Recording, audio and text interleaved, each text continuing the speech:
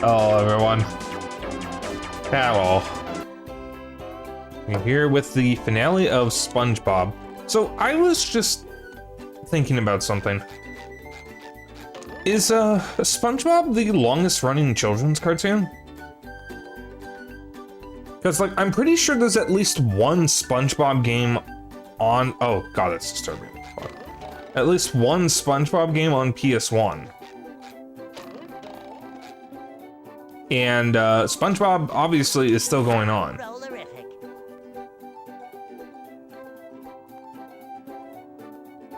So like, is SpongeBob the longest running kids cartoon? I know it's not the longest running cartoon in general because that would be The Simpsons, because The Simpsons I think debuted in like the 80s or something. SpongeBob was the 90s though. It's kind of weird to use video games as a basis for how old something is, but it's easier for me to remember. I do know there was a Simpsons game on NES. So like, The Simpsons has been around for at least as long as the NES has. And Simpsons is on as what, like 25th season by now or something? It's not the longest running show in general, because if we're talking one consecutive show, that would be Frasier, which had like 30 seasons. But if we're talking about a show that was canceled and then revived, that would be Doctor Who, which had God knows how many seasons from the 50s all the way to the 90s, and then got revived in 2005 and is still going on. But it's not consecutive, because technically New Doctor Who is a different show, even though it references the old show, and in fact is continuing the old show. Technically, it's a new show called Doctor Who that is just so happening to continue the story of the original Doctor Who. It's not technically the same show. It's a weird technicality because the original show is called Doctor Who Classic now. It's weird, but yeah. Also, hey Mel, saw you there. All right, so we have 2 levels left. I might have to go back and get some more collectibles, because I don't know if I have enough golden spatulas to beat the game. Because when I played the remake of this, I was able to beat the game without doing the entirety of these last 2 levels. Does Pokemon count?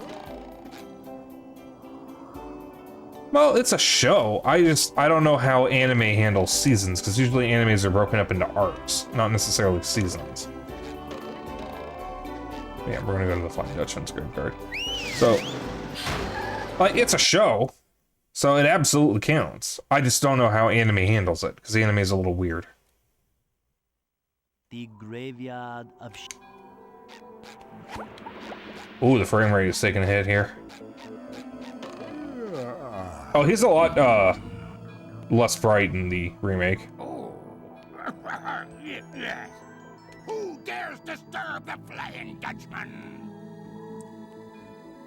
So y'all were telling me you were able to get this guy back, but not Ernest Borgnine or Clancy Brown? It's me, SpongeBob, sir. I don't need any cookies. But I'm not a Shell Scout. Look, kid, I'm too disturbed to scare the bejesus out of you right now. Come back later. What's the matter? It's these darn robots. They've thrown me off my own ship, they have. Being thrown off your own ship is like having your pants pulled down in front of casual acquaintances. It's a sad, sad thing. Now those robots have got their own pirate ship, and they're blasting away at each other. Is there anything I can do to make you feel better? Well, now that you mention it, get up to my ship and use the cannons to single-handedly defeat the robot ship. Any questions? Is that adorable hat available in a size 3? No, but if you do this, a golden spatula be your booty. Now get going.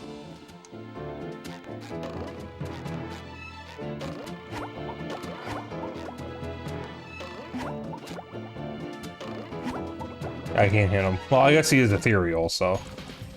Oh, Christ, it's this asshole. This is by far one of the most annoying enemies in the game.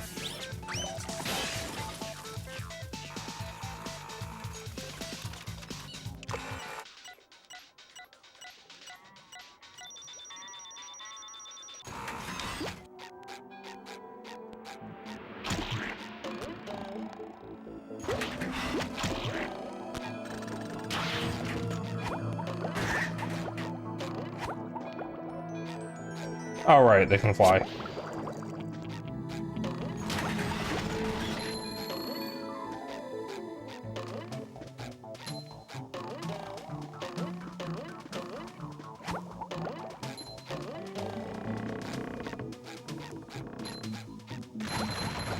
Hey, listen, man.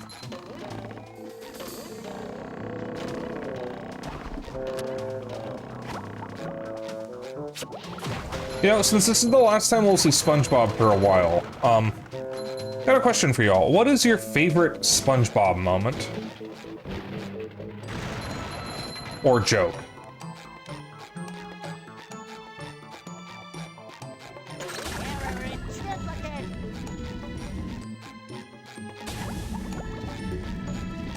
If you've watched the show, of course, because I think there may be some people in here who didn't really watch SpongeBob.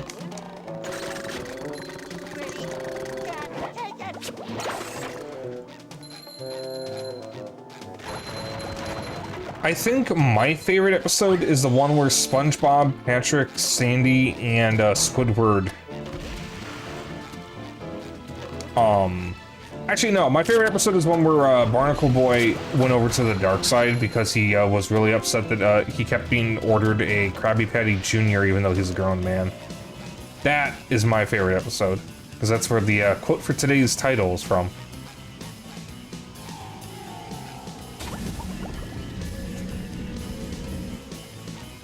Oh yeah, that's a great one.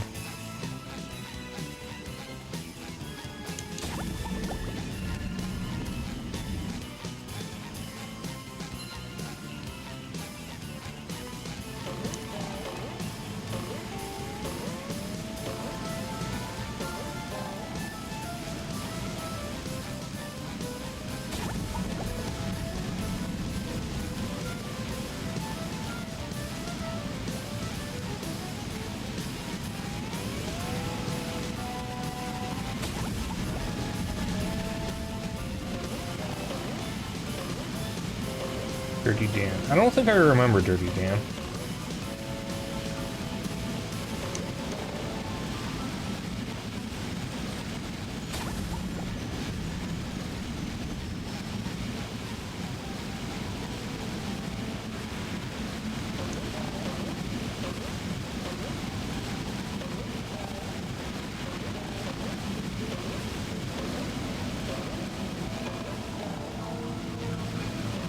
Maybe it's just been...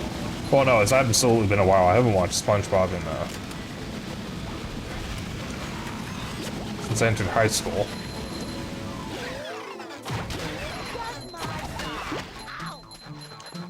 So yeah, if you get hit by the oil enemy, you start becoming a little slick. It sucks. It sucks ass, actually.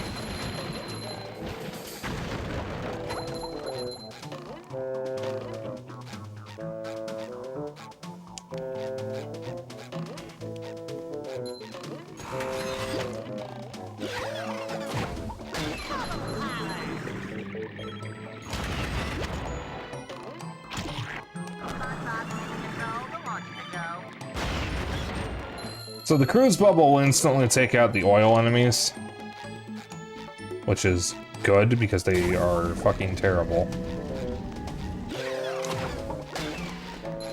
Oh, there's a thing here. There it is. I see it.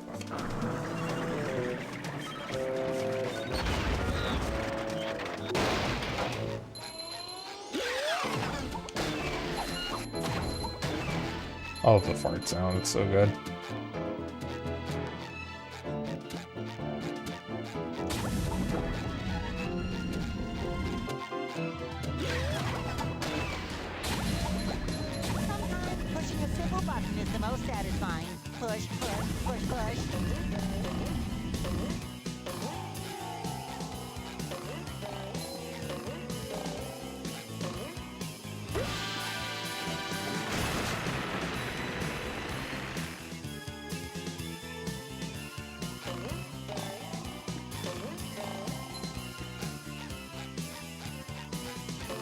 Also, this game's soundtrack really is just pretty fucking good.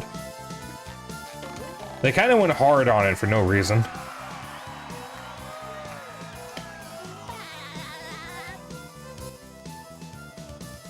Uncensored SpongeBob? What's this about uncensored episodes? Yeah, the first few seasons of SpongeBob were really, really good.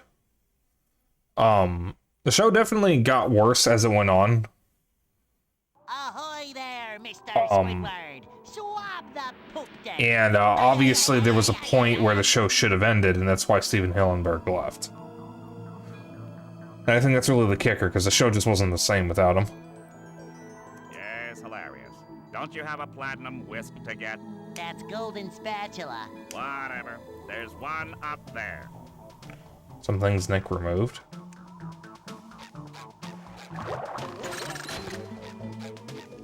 I have to look into that. Because I know Dexter's Lab had a... oh, shit. I know Dexter's Lab, which was obviously Cartoon Network and not, Nickelodeon, had a, an episode that was never aired.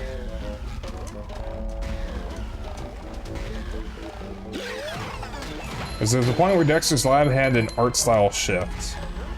And, oops. Oh, fuck.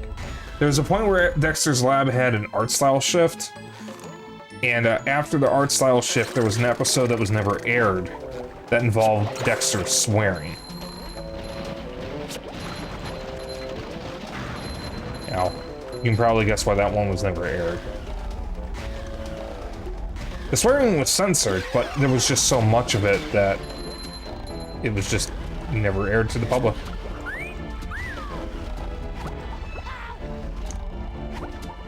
I think there's a way to watch it. Ah, okay, yeah, those adult jokes. I'd forgotten about those. I think people I knew in college, not college, high school, mentioned that a couple times. There were some adult jokes from SpongeBob. I think I actually remember that joke, though, but obviously I was too young to understand the joke at the time. But I mean, that's just kind of par for the course for cartoons. They tend to have adult jokes that fly over the heads of the target audience, but are funny to the adults watching. And that's usually how you can tell how good a cartoon is if the adults watching are just as entertained. This is my opinion. Obviously, shows aimed for kids do keep their target audience in mind, so not everything's going to be great for adults, but the ones that are also good for adults tend to be the better shows overall. But like, my favorite example of that is always going to be Animaniacs, because Animaniacs had a ton of adult jokes, both in terms of topics, like just referencing current political events, or then current political events, but also in terms of the humor, because there's one, you've probably seen this clip because it gets shared around a lot as an example of this, but it's the one where Yakko and Dot are investigating something. They're like dressed up as detectives.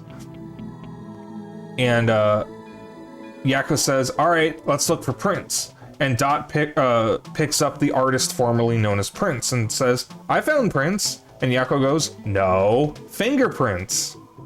And then Dot looks at Prince and then throws him and says, "Nah."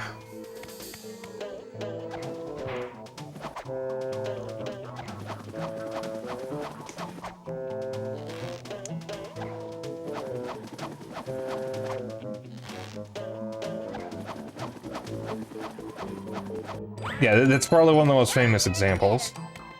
That's the one that everyone uses. Ow, I wasn't looking.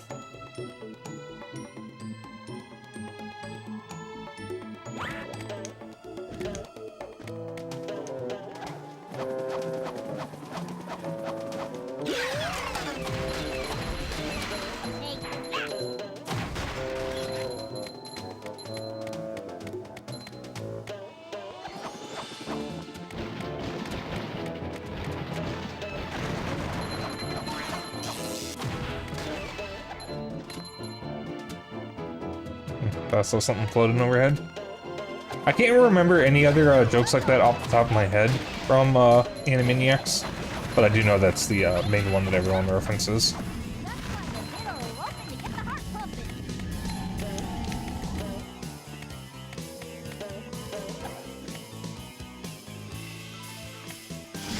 Minerva Minx. I know who you're talking about. The funny thing is, I don't actually remember her. I watched a lot of Animaniacs when I was a kid. I loved that show. I don't remember ever seeing Minerva Mink. Oh, that should not have worked. I'm not like trying to deny her existence or anything. I just genuinely don't remember ever seeing her in the show, so I must not have seen any episodes she was on. But there were a lot of adult jokes with her.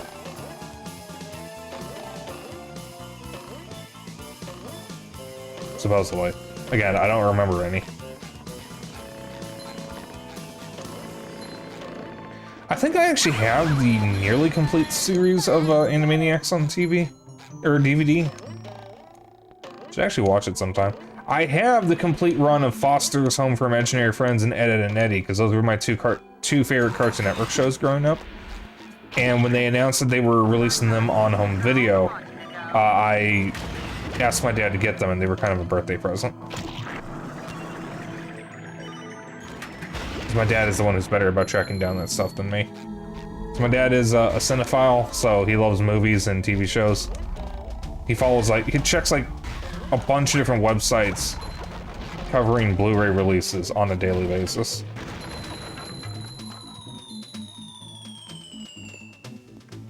She only had, like, 4 episodes? Alright. Yeah, Ed, Edd and Eddy is a fucking classic.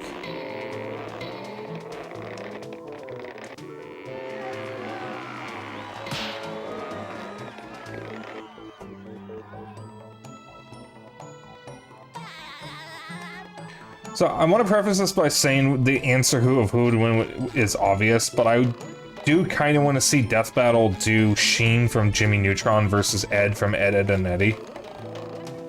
As in the idiot. Because it would be a hilarious battle of the idiots, but Ed is obviously winning that. Alright, the trio in Ed, Edd and Eddy have done some really ridiculous stuff. Eddie ate the sun. Ed swallowed his bed whole. He was tricked into doing that.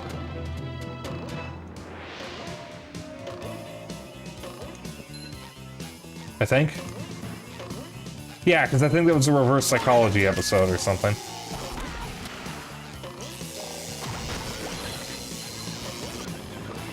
This second one's kind of cool. Look at that. Feel like a new sponge. Yeah, so like it would be a pretty one-sided battle, but I think it would be funny to watch at least. Oh shit.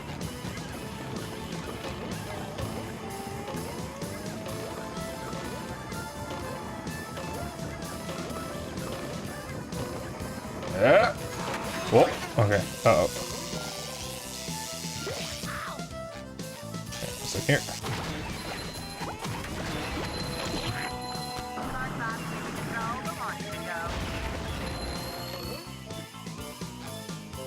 That is true, they literally had to remove the stairs, and I remember at Double D's response was, "That's disturbing." When I was a kid, I was worried that if I got in trouble, my parents would lock me in the basement and remove the staircase because of that episode. Obviously that never happened because it's kind of not possible.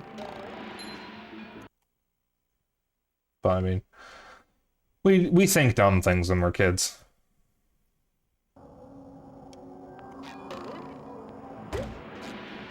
Alright, that summons the way out. Ahoy there, SpongeBob! Swab the poop deck! Oh, I already did that joke with Squidward, Mr. Krabs. Yes, well, it's a good one though, eh? No, sure is. Here's what you need to do. Destroy all the power generators on the robot ship. Once the power is off, you'll be able to shoot the Dutchman's cannons to destroy the robot ship. Cannon do, Mr. Krabs. This one took me a couple tries in the remake.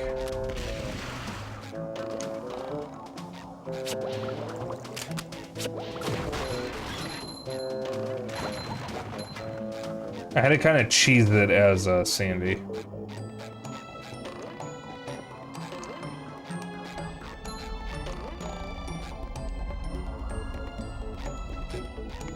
Can I break these?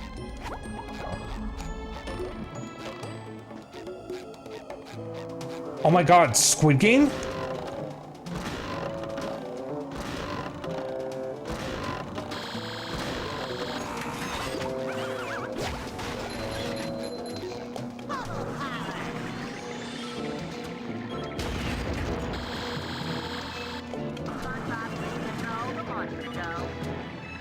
Something to watch Squid Game.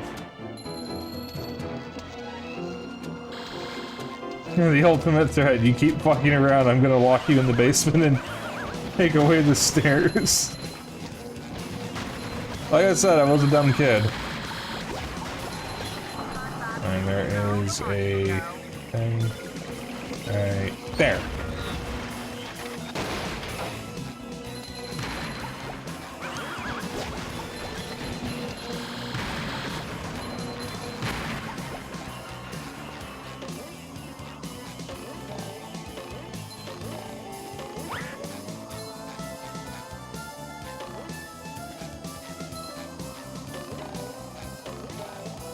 I wonder why they couldn't get Clancy Brown for the game. Yeah, I mean, like, they got the dude who voices the Flying Dutchman, and he's actually a legitimate actor. So I don't know why they couldn't have gotten Clancy Brown. I don't know what Clancy Brown has done outside of SpongeBob, but they were able to get the Dutchman's voice actor. They also were not able to get Ernest Borgnine, who I know is a much older actor, or was. Rest in peace. But, like, I don't know. Alright, I can break that with Grease Bubble. I broke the wrong one.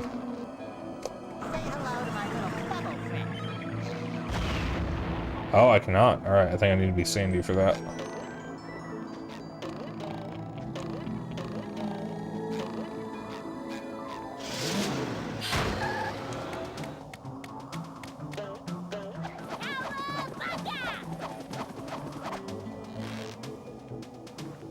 Yeah, you gotta have to cheese this as Sandy.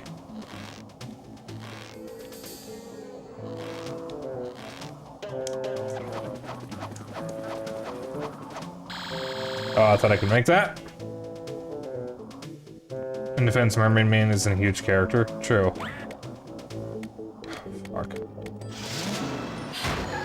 SpongeBob me Bob.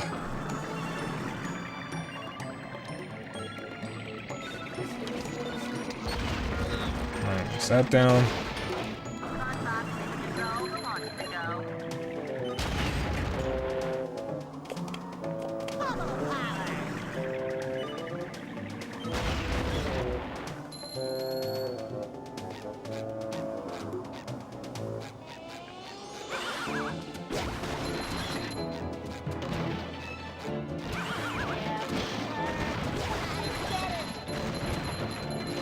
Well, at least I am earning some extra shiny things with this.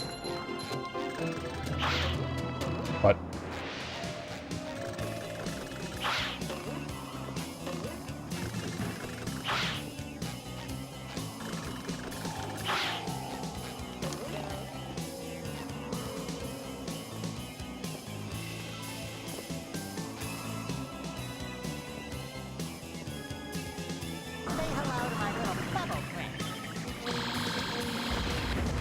Wait, it slid along the fucking ground. God damn, what the fuck?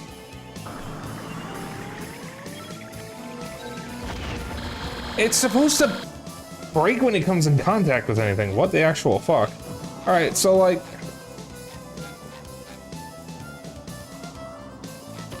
what is the point of this platform? SpongeBob can't do anything from here. I mean, it gives him the clearest shot to break the, duplicator, but he can't do anything with that. And Sandy can't use it to get up there.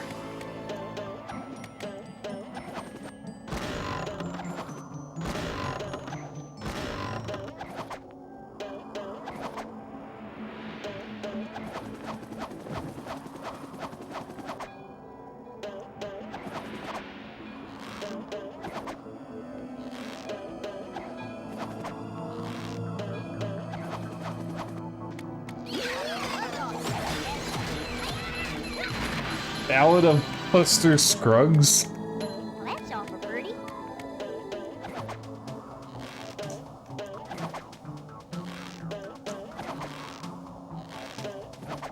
Yeah, I think I messed up. A little bit of chat here. Let me do this. The only recent movie I know Brown was in was a western about a gunslinger, but it was a lot of mini stories. Ballad of Buster Scruggs. Okay. Yeah, I've only seen him in SpongeBob. I haven't seen him in anything else. Sometimes pushing a simple button is the most satisfying. Push, push, push, push.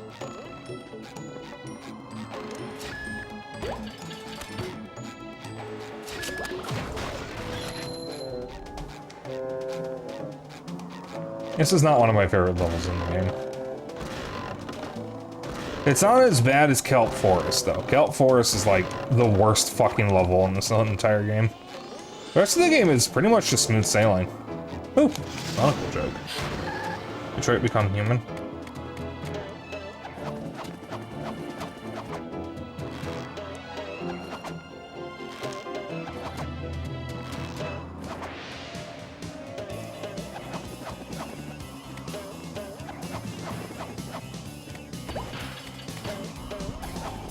Excuse me.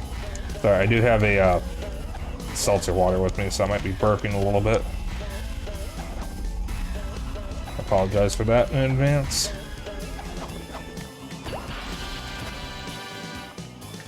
Who was in older Stephen King-based movies like Shawshank Redemption and Pet Sematary 2. There was a sequel to Pet Sematary.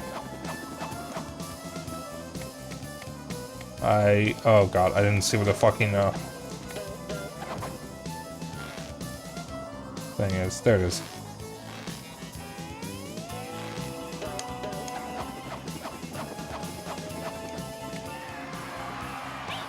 I have never seen Pet Sematary. Is it good?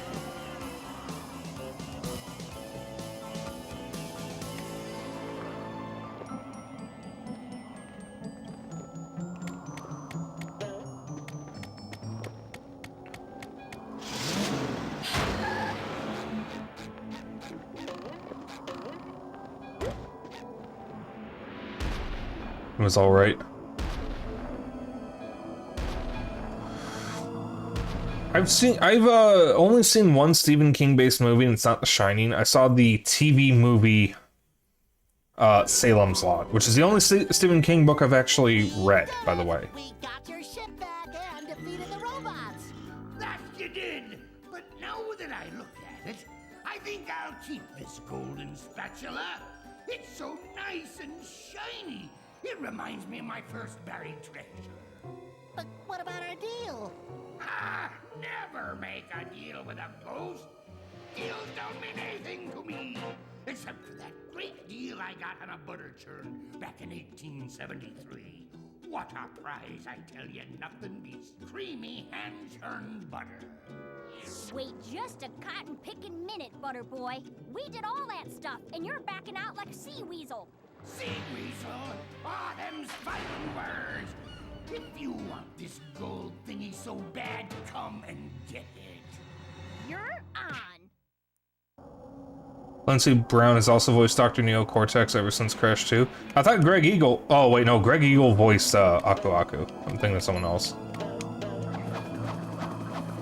Well, he's the current voice of Aku Aku, because the original voice actor died.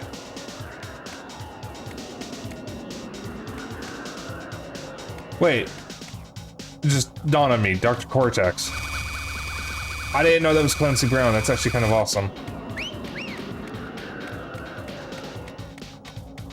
Something like this. I've done my Dr. Neo Cortex impression, yeah.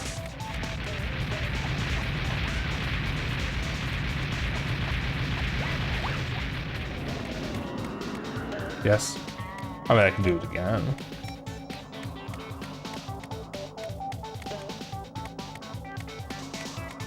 No? See, that just makes me want to do it more, though. That's the thing.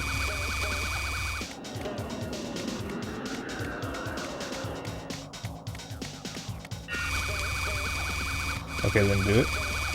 I've come to make an announcement. Crash Bandicoot's a bitch ass motherfucker. He pissed on my fucking wife.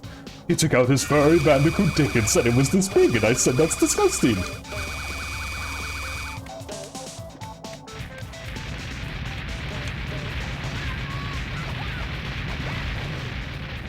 I just spit everywhere when I did that. I cannot do a Mr. Krabs impression. He also voices Uka Uka. Okay.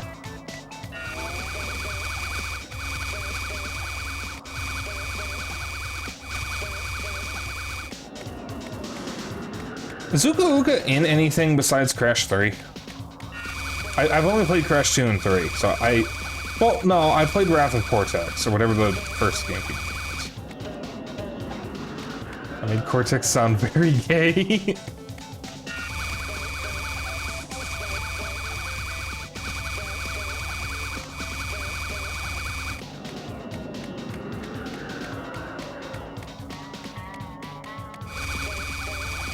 Well, I am like trying to do an impression in the boss fight, so I guess I may have panicked a little.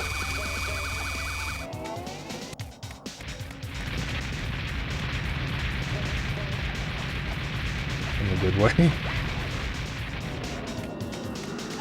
Oh, that hurts. Okay. Had enough, you dirty ghost? Dirty? I'll have you know this jacket has been cleaned twice. Everyone stop fighting! I think I have an idea! Here you go. Oh, it looks like my ship. It's even got all the little mold that flies. How thoughtful.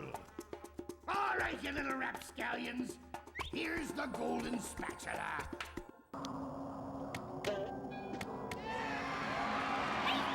Warped Racing the Wrath of Cortex is all where Aku Aku, or Uka Uka showed up. Gotcha.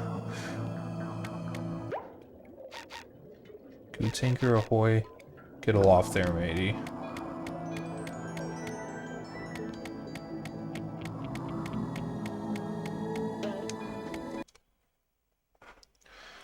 Alright.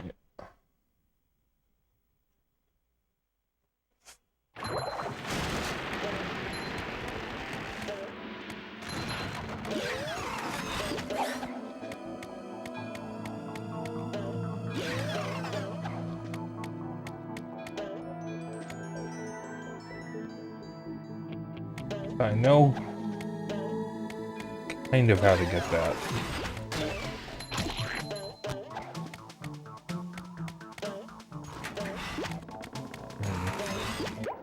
Let's see. I have 67. I need 75 to beat the game. 68, 69, 70, 72, 73, 74, 75. Okay. I might have to go back and get some more things. I didn't even find any of Patrick's socks. And SpongeBob can take the taxi. Alright, fine.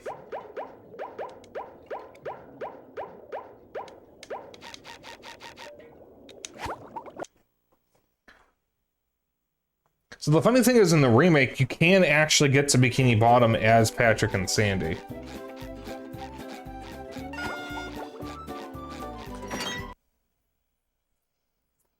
All you have to do is fast travel, open the pause menu. It's kind of funny how easy it is to do that.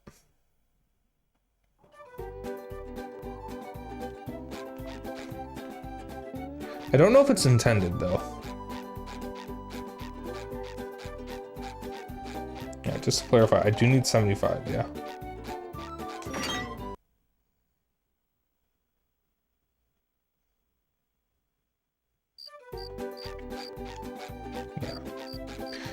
Alright. So this might be a short stream. If I have to fill out time, I'll probably play F-Zero GX.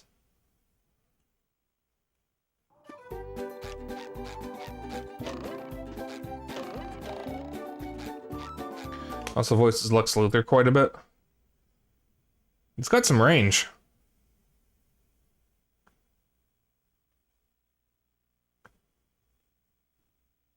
Have any of you ever slept standing up?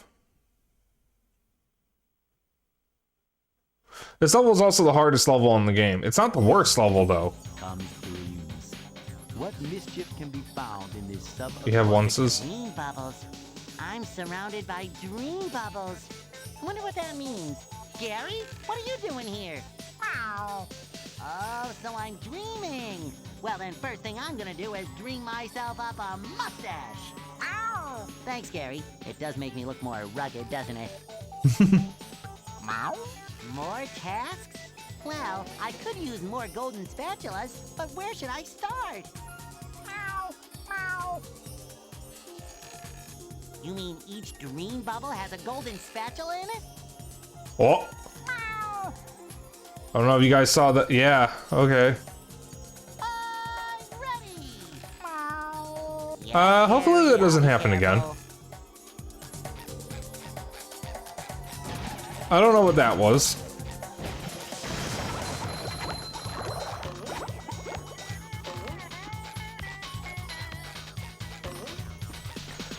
The green screen flashed green for a moment, and that wasn't supposed to happen. That was either the GameCube, the HDMI or composite to HDMI converter, or the capture card. None of the options are good.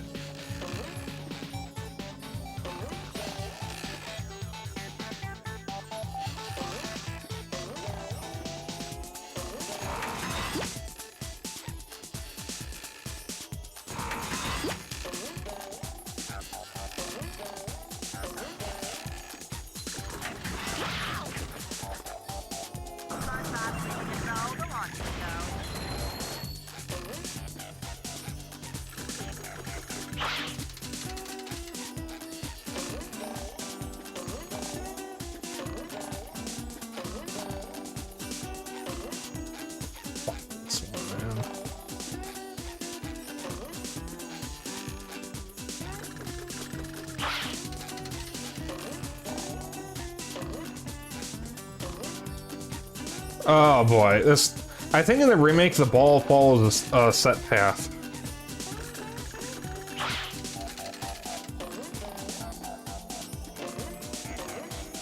Yeah, I don't think you can push it in the remake. I think it's also bigger in the remake.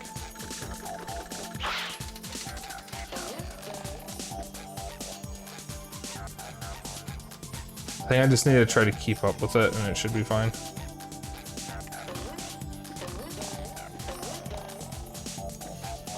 What?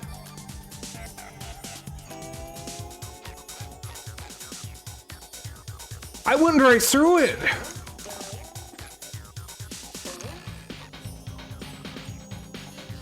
I got fucking cucked.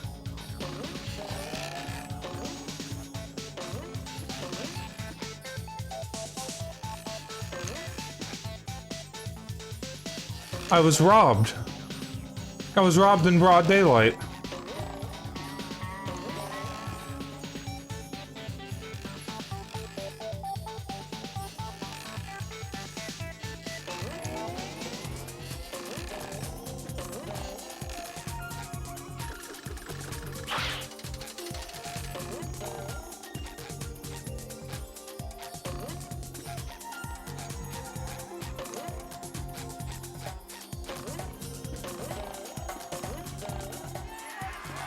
Oh, thank God, I thought I was gonna die there.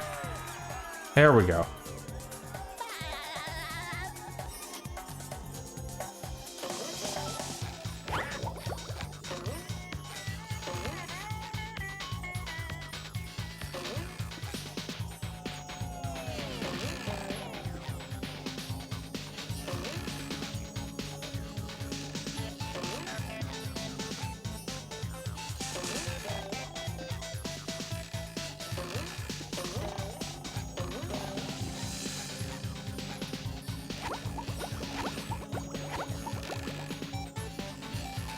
Dibbity-whoop. Dibbity-whoop. Alright.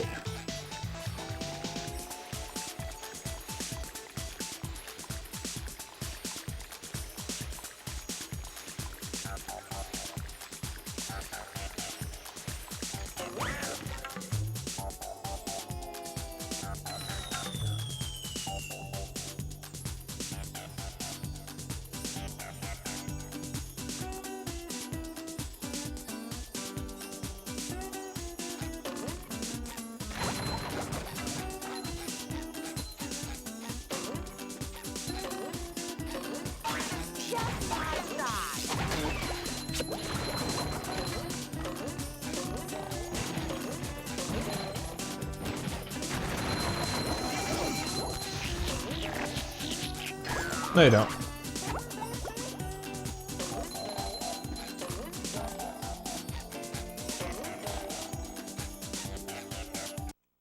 First up is Sandy's stream.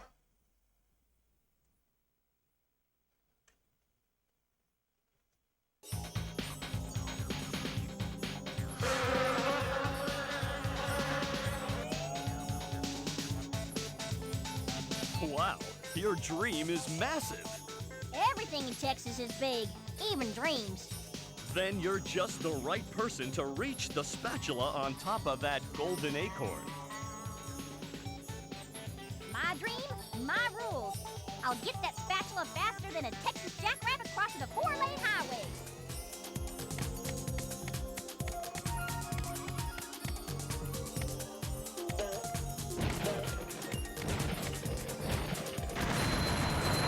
Good riddance. So that is my way out of here. Okay. Always gotta check if the cacti hurt you whenever you play a game like this.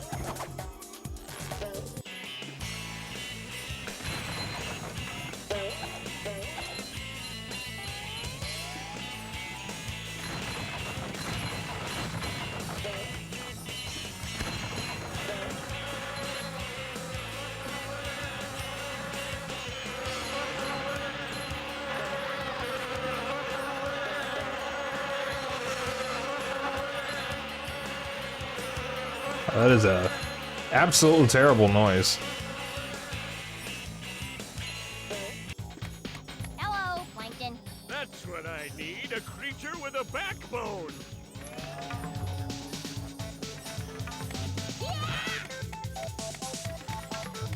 Creature with the backbone.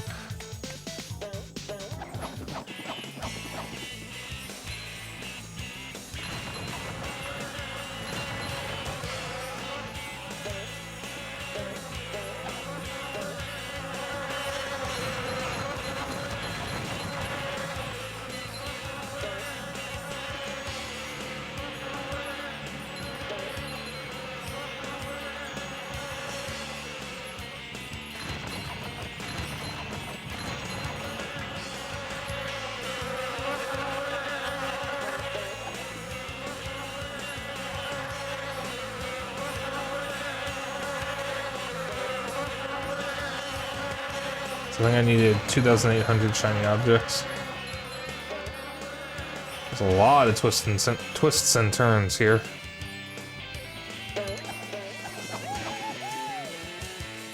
Thankfully, this one isn't timed, unlike the one in Kelp Forest and the ones on Sand Mountain.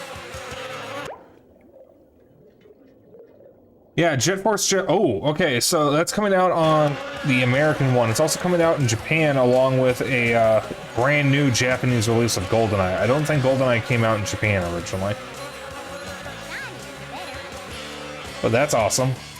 I actually own a physical copy of Jet Force Gemini, but I might bump that up on my priorities because I've never finished it. Jet Force Gemini does have multiplayer. Just saying. It's also got co-op, as a matter of fact. One of the earliest third-person shooters with co-op, from what I know.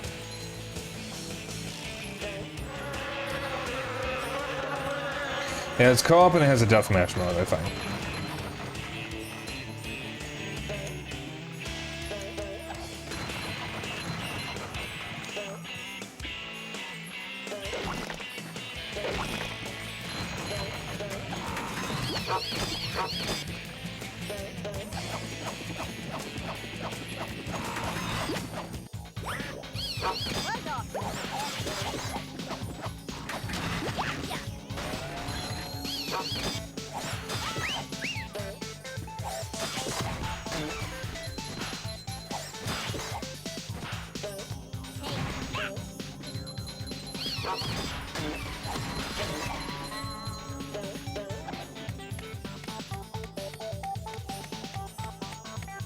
Is there anything back here?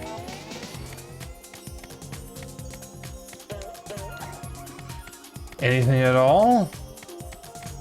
No, of course not. Why would there be? Why would there be?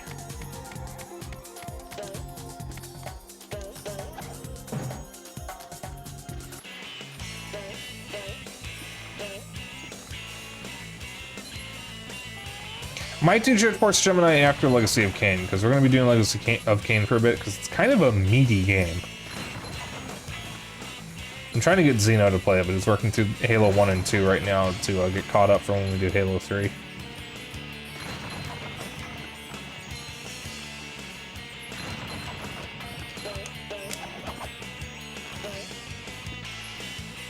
Oh, she gets a snow or board with her.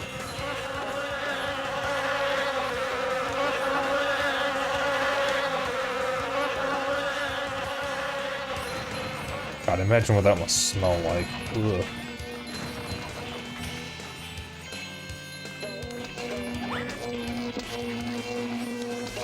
A bit of it. We're good.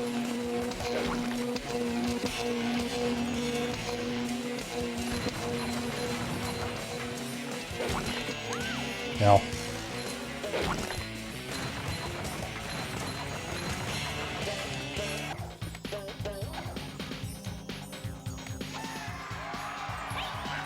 Doing Halo 2, you recommend also watching the anniversary cutscenes at some point? There's a YouTube video where I could do that, I'll do it.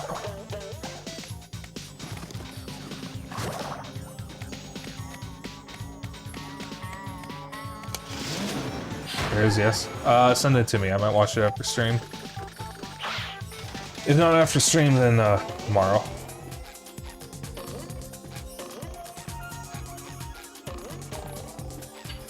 Because I might not be awake for much longer.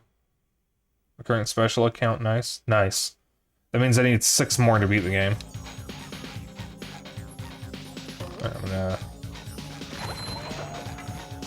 go around here again and hit everything once more.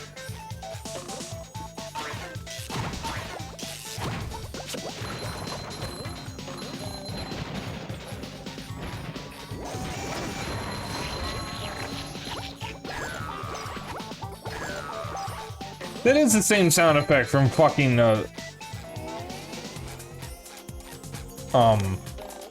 Blues Brothers. That's fucking hilarious.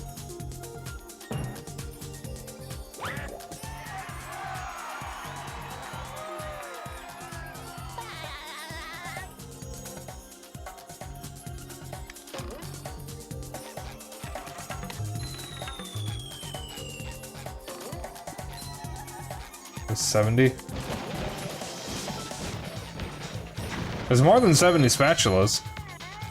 Oh, I got 70. Yeah, I got 70. I need 75, so I only need 5 more. I think there's 100 spatulas in the game. Boy, cover your ears. Mr. Krabs? What are you doing in Squidward's dream? Hard time, boy. Or at least it feels like it. Do you think you can make it across this sheet of music to the golden spatula on Squidward's big nose? Don't worry, Mr. Krabs. I'll end this challenge on a high note. Good luck, boy. When you get there, try to wake him up. I'm running out of aspirin. Oh my god, it's Squidward's suicide. What the fuck?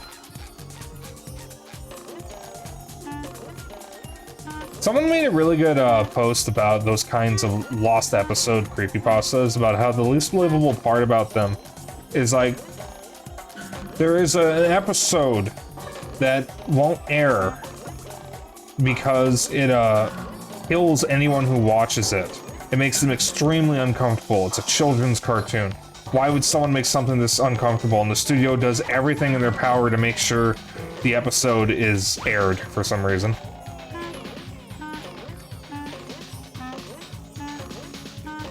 Like, a lot of them just don't make any sense. In fact, a lot of creepypastas in general just don't make any sense.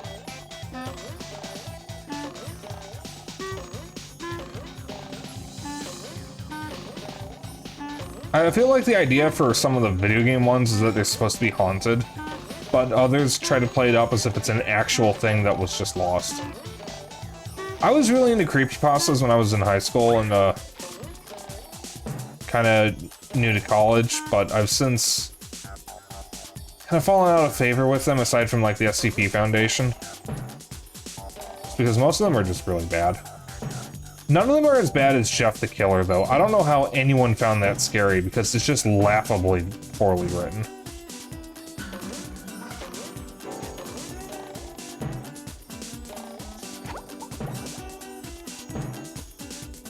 Oh, this is a dreadful camera angle.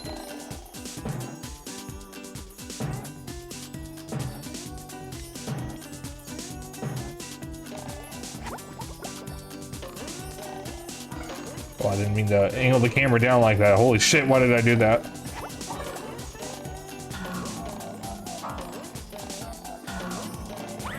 It's a lot of checkpoints here.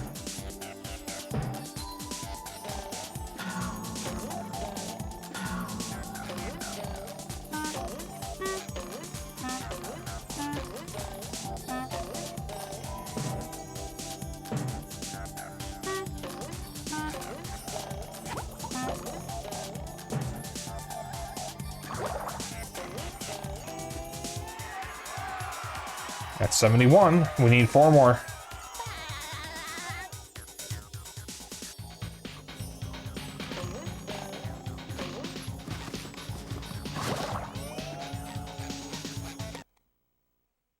Why does the gate out of Squidward's stream look like the pearly gates? Like the gates to heaven?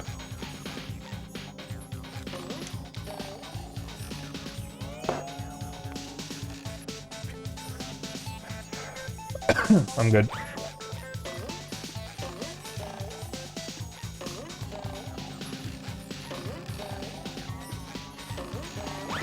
I'm good.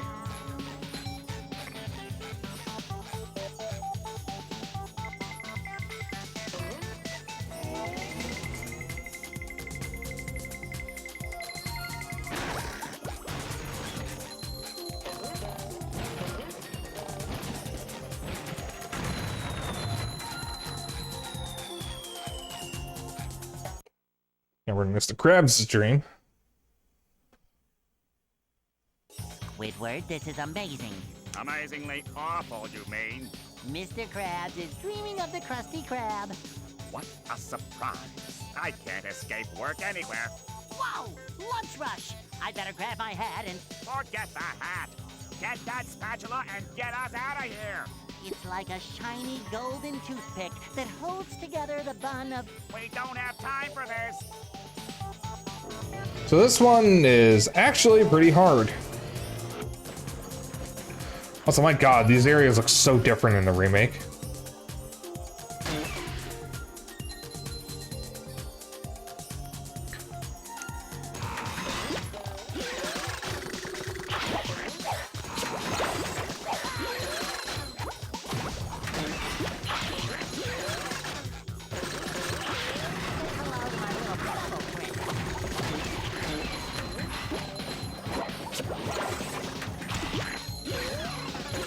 Get one of these down.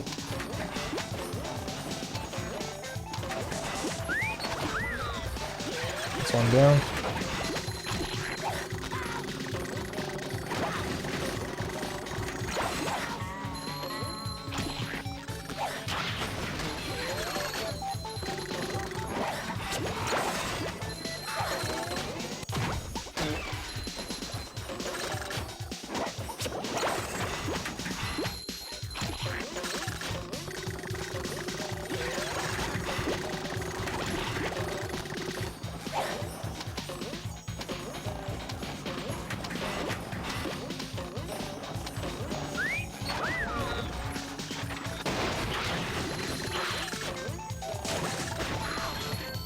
Oh boy, here we go. This part's hard.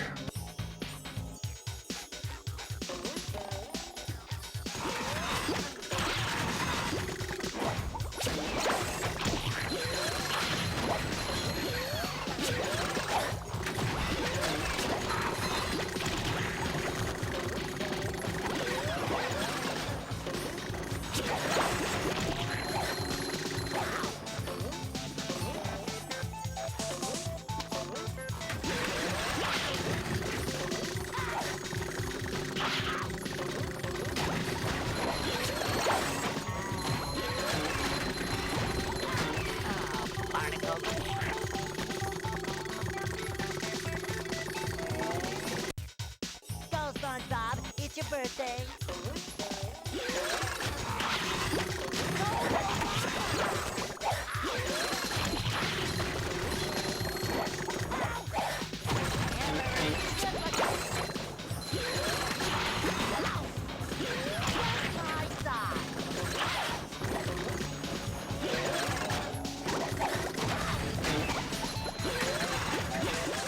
I think they changed the enemies here a little bit in the remake, so it's a little less frustrating, because these are all really frustrating enemies to have next to each other.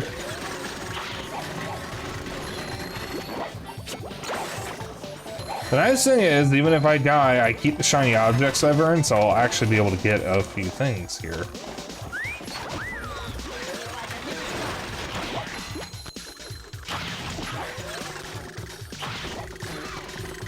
Assuming I don't just fall to pieces. We're gonna be here for a bit. This took me a couple tries in the remake.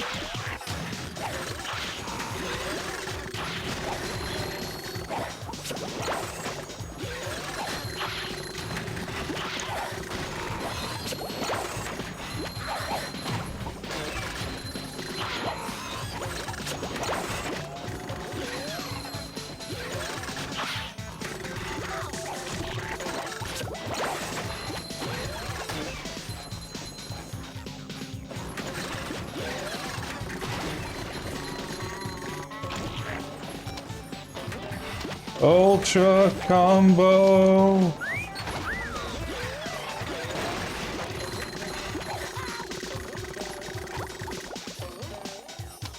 Alright, this should slow down the robots coming out a little bit.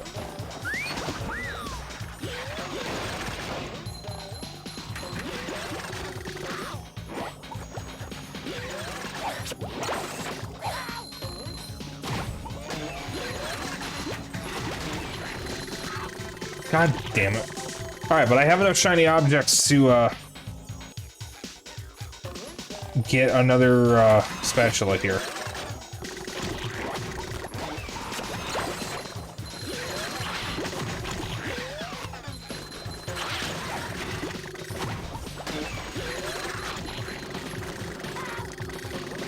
God. Oh my god, this is just so fucking hard. I wouldn't even call this fair, actually, as a matter of fact. It's just too much enemy spam. It's just a really bad combination of enemies. Enemy spam is one of the biggest sins any platformer can do. And licensed platformers are especially bad about it.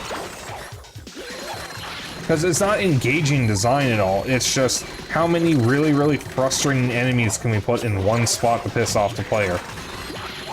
It's kind of just fake difficulty. Because it's not hard because it's challenging, it's hard because you're just being harassed at every opportunity. And that's not good design, it's just really lame, actually. Those vents hurt me, god damn it.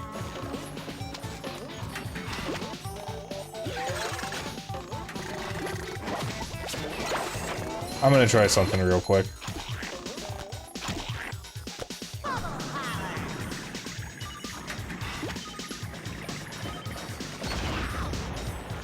I can still get hit here.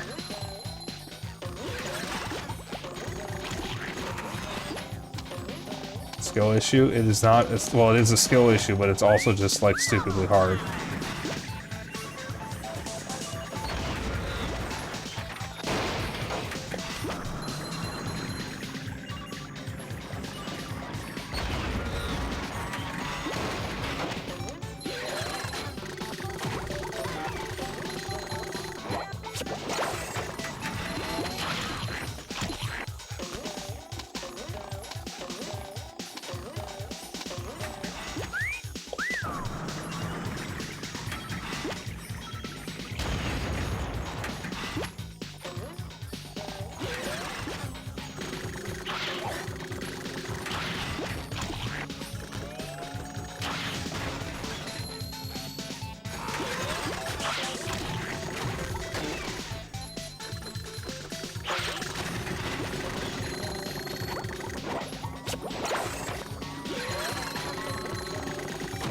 Sometimes modern problems just require modern solutions. God, that is a good amount of shiny objects, though. Holy shit. I'm gonna get to the level and then take the taxi back to where Plankton was.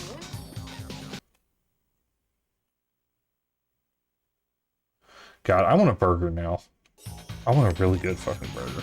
I'm gonna get one on the 30th because I'm going to Portillo's with Blue, who's been on stream before.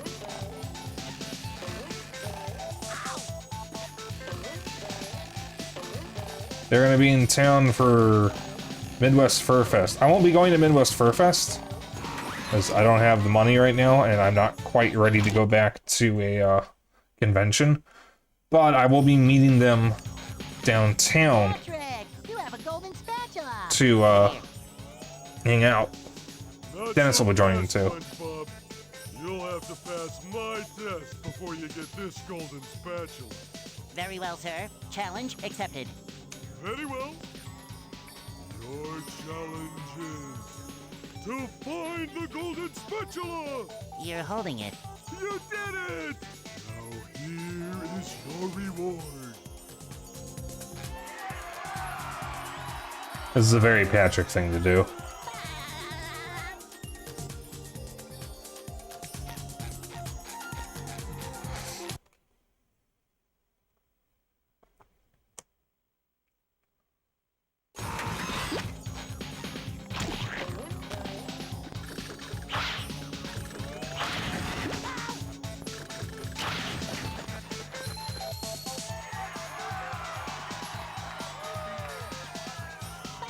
Alright, now we just got one more to get. Then we can finish the game.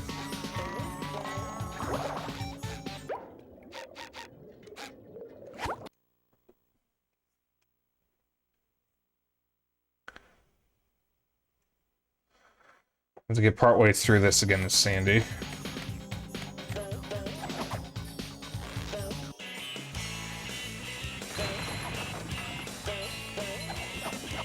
I just want to check to see if the surfboard still is there when she hovers.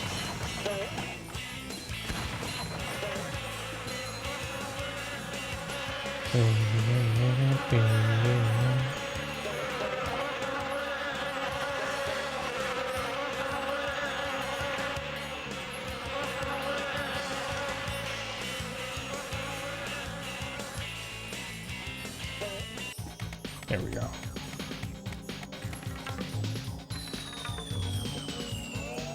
So I did not do this in the remake. Squirrels, we're tough like that. Oh, you'll need to be real tough to make this series of swings. I could do it in my sleep. You are asleep. As I said, in my sleep. Well, there's a golden spatula out there for you if you make it far enough. I'll do it so fast, it'll make your head spin faster than a horny toad on a merry-go-round. Do you mean a horned toad? Why can't I ever just dream normal dreams of world domination?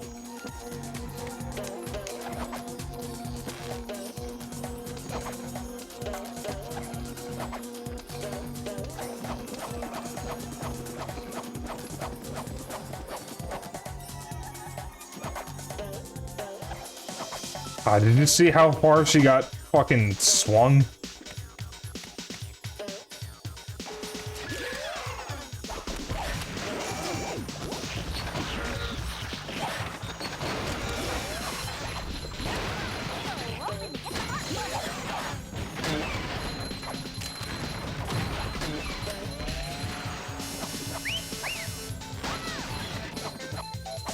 Oh.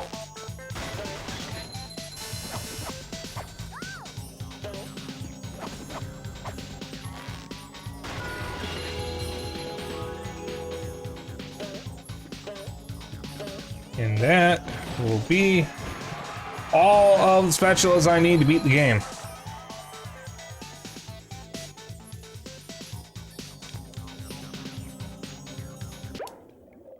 That's everything from SpongeBob Stream.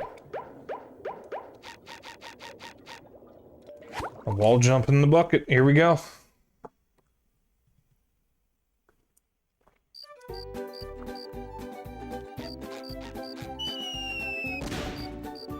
Flash! Authorities have confirmed that the robots running amok through Bikini Bottom are indeed coming from the chum bucket. Yes, right where you're standing. Plankton, owner of the Chum Bucket, and best known for the creation of robots whose sole purpose is to cause mayhem and destruction, has denied any involvement. And then stomp on your children. And stomp on your children's children. This has been a Bikini Bottom news flash. They serve food here, yes, but they don't serve love.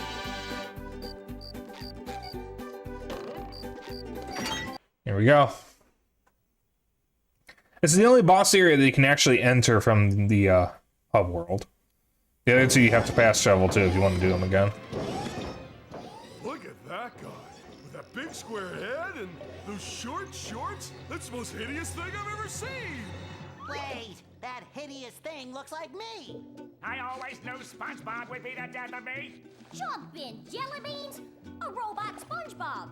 There's definitely something funny going on here. And I don't mean you. Something else funny. Plankton! You're behind all this, aren't you? Yes, it was me all the time. Behold, the Duplicatotron. I registered the name, so don't even think of ripping me off. With this, I can make a robot copy of anyone. I was going to make an army of loyal robots that would obey my every command. But they're running amok! I forgot to set the switch to obey Plankton. Ugh. But now that Daddy's home, I can fix that! What's wrong now? It should be working. It is working. They're obeying me. I knew I shouldn't have made a copy of myself, but I'm just so cute. You've interfered with my plans for the last time. SpongeBob, meet SpongeBob. Hi, how do you do? Allow me to introduce my friends, Patrick, Sandy. Enough! Prepare to meet your doom. And here we are, folks, the main event. A gauntlet of ever-increasing ferocity. The robot's just too big for a direct attack like that. I guess SpongeBob won't be winning that way. That does it. SpongeBob is back in the fight. It looks like SpongeBob has an opportunity here. This fight is pretty damn long. It's also 2 phases. Oh, what an opening for a guy literally filled with openings. SpongeBob has an opening, but will he get the drop on the robot?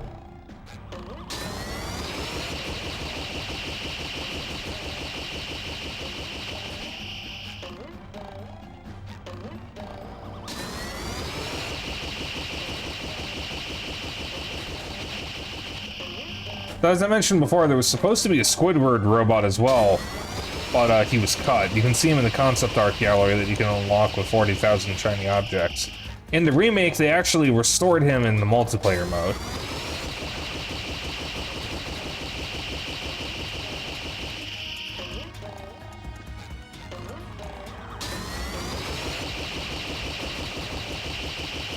I think I'm supposed to hit Plankton. Yeah, there we go. The robot better change tactics and fast.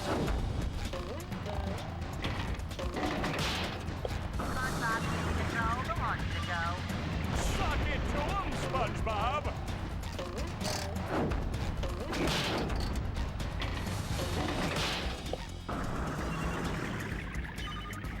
That's the ticket.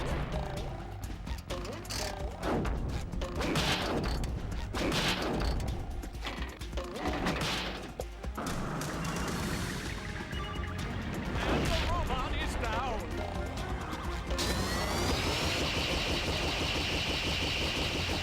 Now, when I did this in the remake, it wasn't particularly hard.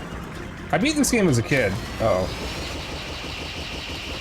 But it is a very long fight, even though it's not all that hard.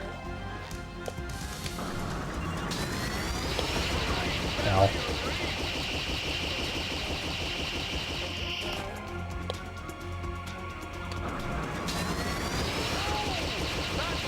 I'm gonna go down here and SpongeBob won't be winning that way. collect a little bit of health.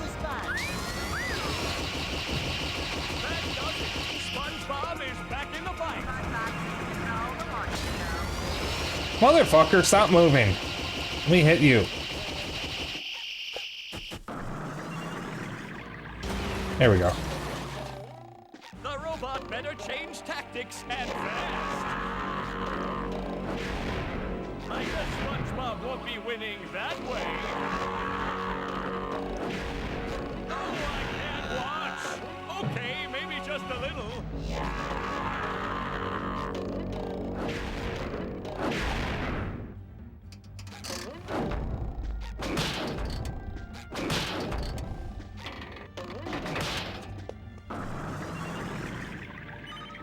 That's the ticket.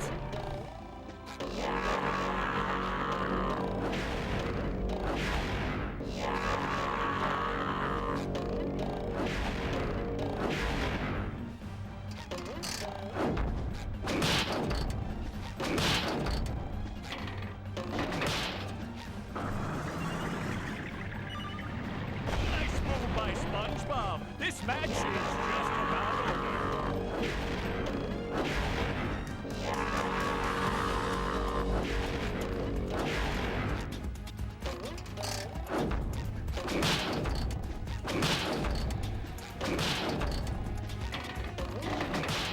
Alright, almost done with this phase. The robot is down.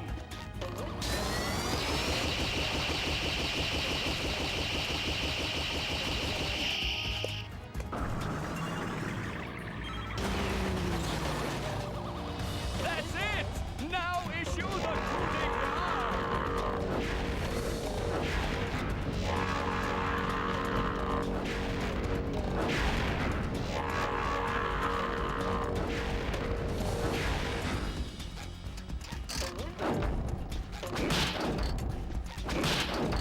Come on.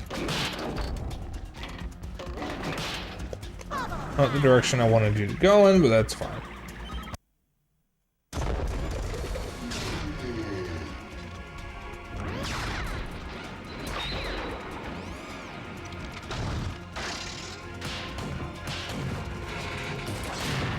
No, you don'ts are destroying my beautiful bride.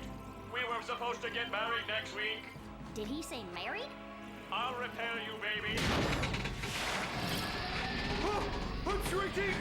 No, Patrick. I think the robot is getting bigger. SpongeBob, he just flew into your head! Well, then I'm going to follow him into my head. I mean, into my robot version's head, which is like my head, but bigger and more metallic. Will you go already? Here I come, robot plankton. This is just getting too weird for me.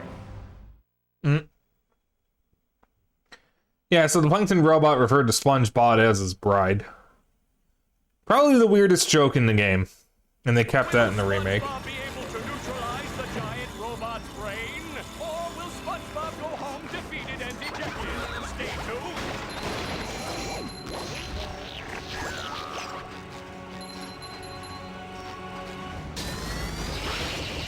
Great barrier reef!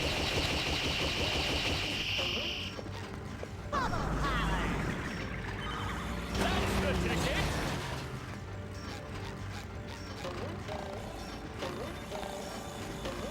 SpongeBob hit the fuse!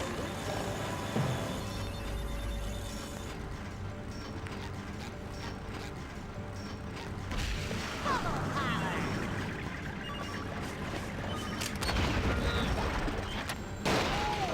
That was a doozy!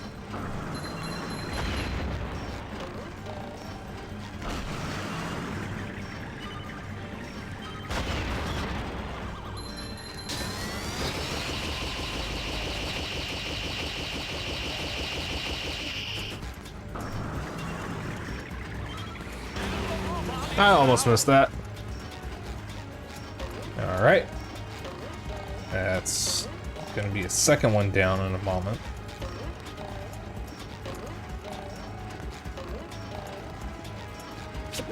Nice move by SpongeBob. This match is just about over.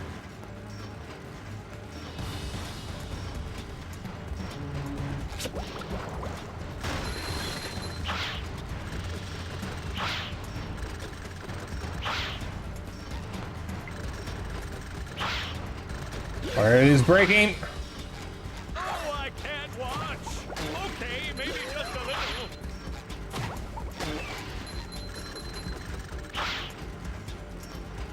There we go.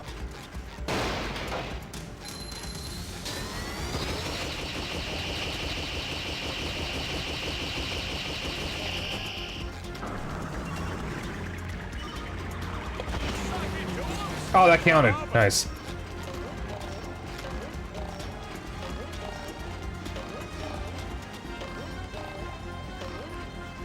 That's the ticket.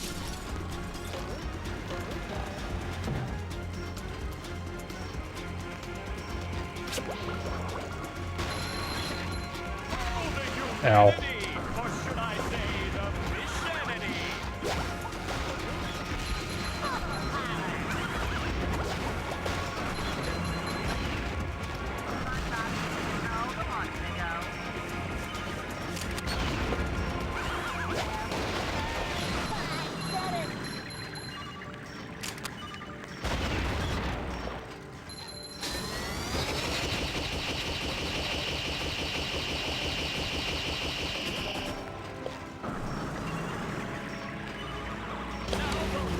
Taking a beating out there.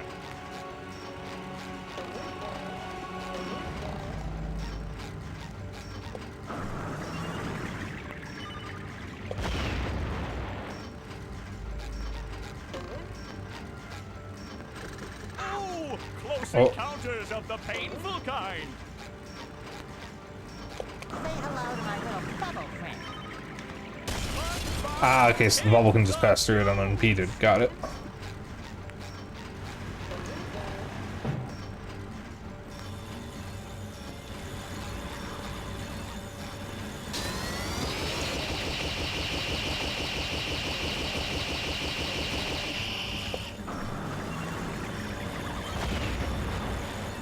So for this part,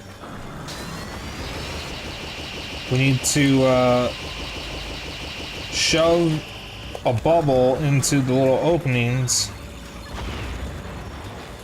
in SpongeBob's brain, but we need to deal with plankton or roboplankton first, so we actually have enough leeway to do that. It would be easier if he would stop strafing.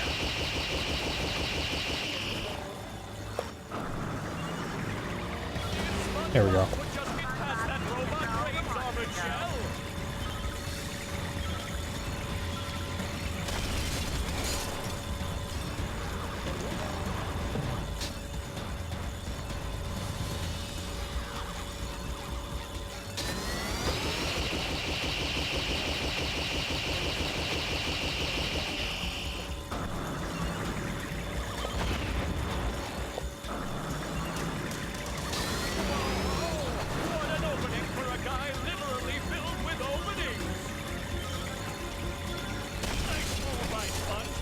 This match is just about over. SpongeBob hit the fuse!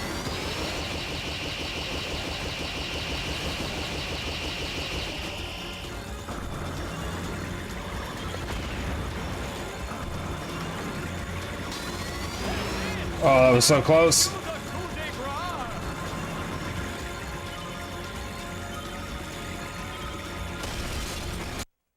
Oh.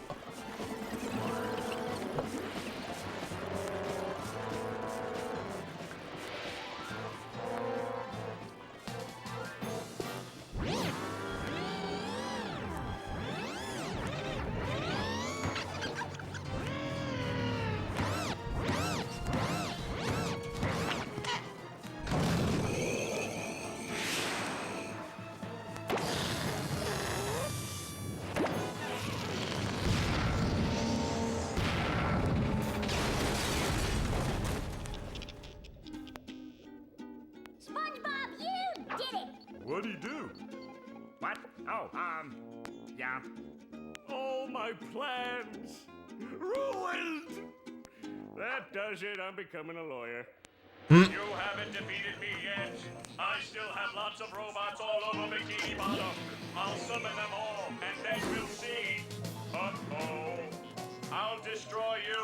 You'll destroy me. I'll destroy you. I'll destroy you twice as hard. Oh yeah? I'll destroy you +1. Well, I'll destroy you plus infinity. Shut up, you stupid robot. Who are you calling stupid? I went to community college, you oversized coffee grinder. Oh yeah? I'll show you. Come here and fight like a mono. Well, Plankton, I hope you learned your lesson. Oh, I certainly did. Next time I'll get it right. Ouch! We won! Who wants to get ice cream? I do! I do!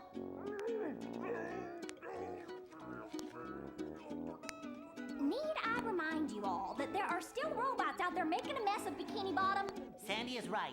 Well, I thought she was a squirrel. I'm being punished. I don't know for what, but I'm being punished. There's still work to be done out there. Mermaid Man and Barnacle Boy wouldn't stop, and neither will I. We can't rest until Bikini Bottom is safe.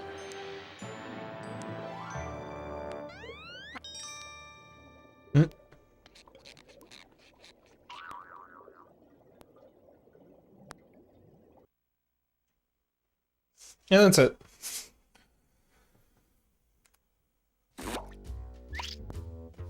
So for the credits, you get an extra level called the Bubble Bowl.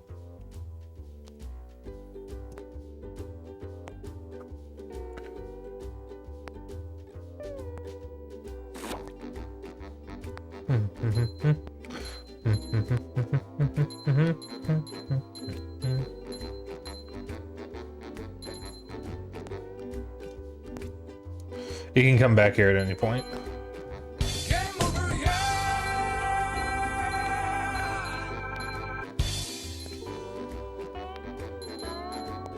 Did it not credit the voice cast? Oh, we're not done.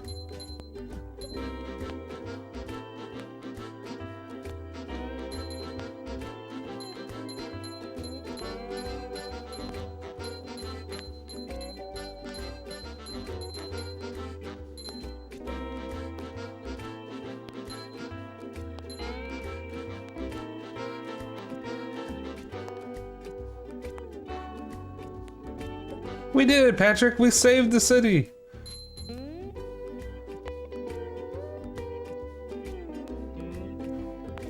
Okay, so Joe White voiced Mr. Krabs and Mermaid Man. Excuse me. So I didn't know that Tom Kenny voiced the French announcer, but I can hear it now.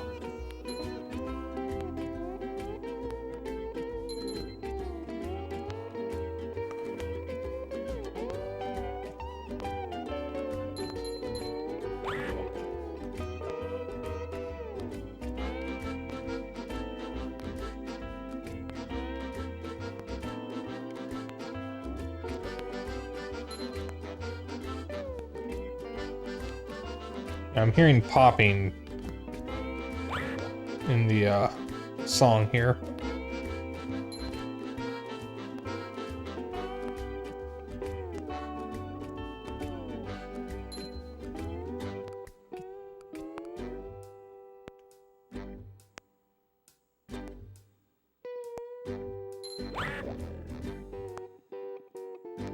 Special thanks, Steven Hillenberg.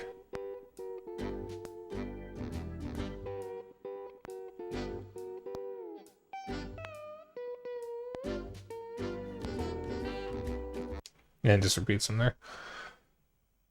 We won't rest until Bikini Bottom is safe. Jump cut to Patrick and SpongeBob standing in front of Bikini Bottom on fire. We did it! We saved Bikini Bottom! This is how you, go back to... Oh, it's a SpongeBall arena. That's what it's called.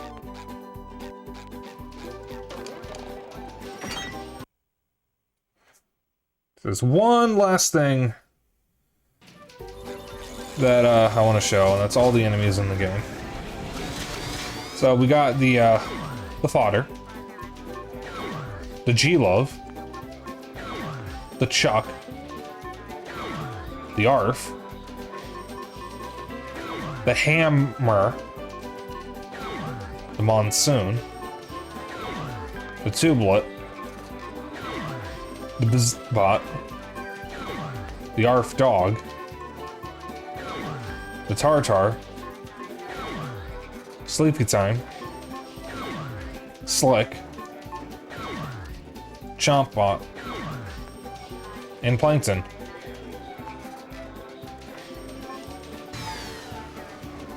I skipped one? Oh, I did. Yeah, Bombot. I must have double inputted on accident. And that is SpongeBob SquarePants Battle for Bikini Bottom. I think the game actually holds up remarkably well. There's a few bits that definitely haven't aged disgracefully, but I think this is genuinely a really good 3D platformer. I think it has aged very well.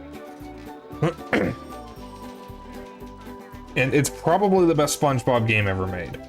Which isn't saying much because there's not a whole lot of competition for good SpongeBob games. There's a lot of SpongeBob games, but I don't think many of them are any good. The one based on the movie, from what I remember as a kid, was pretty good, but I never finished it. It was very hard. I remember it being good, and it had a ton of unlockables, but I never finished it. I'm tempted to grab it again at some point. I don't know when. And that one you don't play as Sandy though, it's just SpongeBob and Patrick. So it's a little more streamlined. There's alternate costumes, you can unlock, I think, commentary and a bunch of stuff. It's really cool.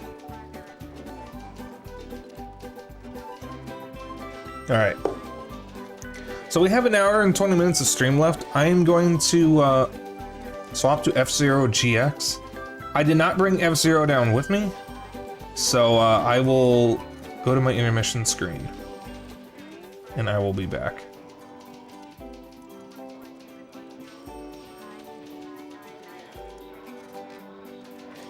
I'll only be a moment. So enjoy the music. I will be back in a couple minutes.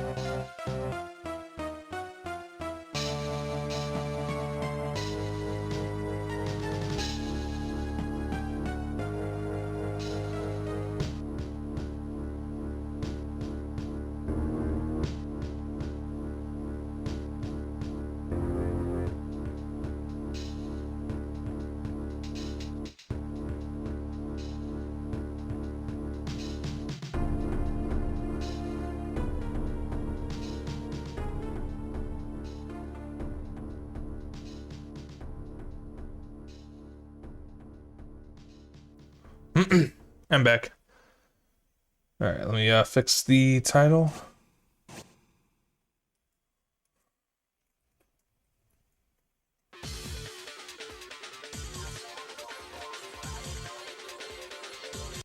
This game has progressive scan, doesn't it?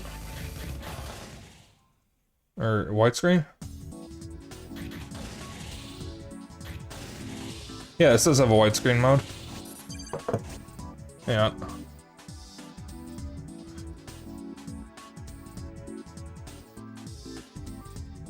Yeah, so any one of these old games that has a widescreen mode, I'm just gonna take advantage of it.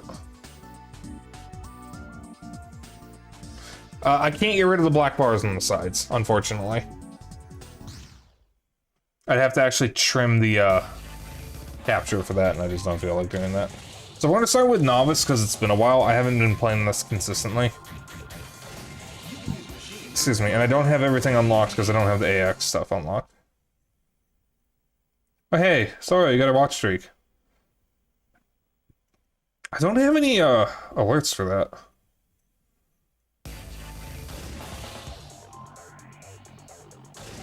Also, you can probably tell why I picked Miss Arrow, or Mrs. Arrow, because she has a husband. It's because she's a woman who looks like she could break me in half, and honestly, it's the best kind of woman.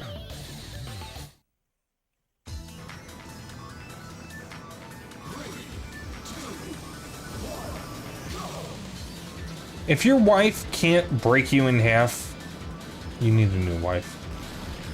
Now, maybe that's not the best way to put it, but I'm going to stick with it and suffer the consequences for it right now. Alternatively, a wife who can suplex you into bed is also good. Whoops. Oh no, hold on, hon. Hold on. You can suplex me into bed. It's fine. It's fine. We're fine. Yeah, see, like I said, I regret that already. Listen, I was just making a bad joke. I'm sleeping on the couch tonight, figuratively speaking.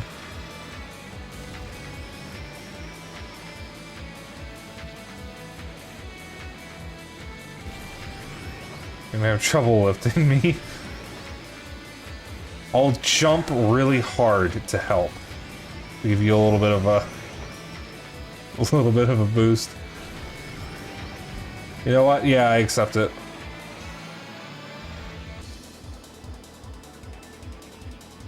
How'd that song go? Put your legs on my shoulders. I don't remember how it goes. All I know is that it ends with cut my air supply off.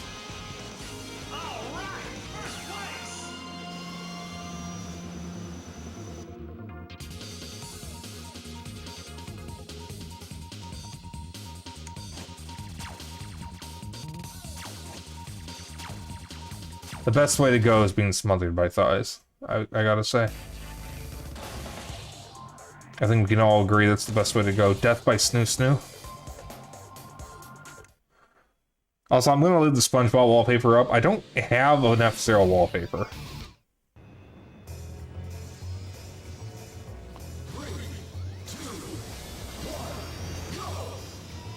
You know how weird it is to actually be able to play one of these old games in widescreen for once? It has been a while, I think.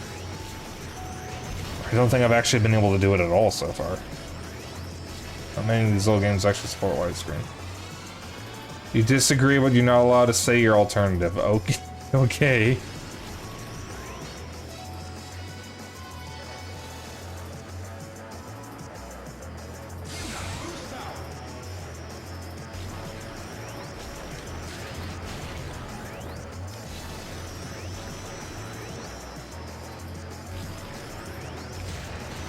Ow, ow, ow, ow, ow, ow.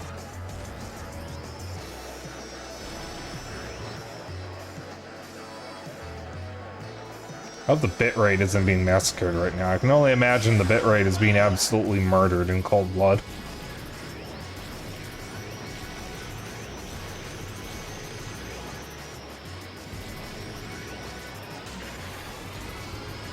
There's no bitrate. There's only shit rate.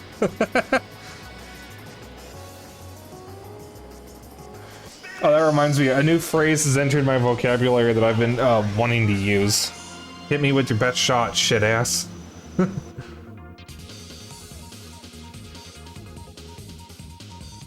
Oh, hold on, I think I posted the image in a server recently. How did it go again?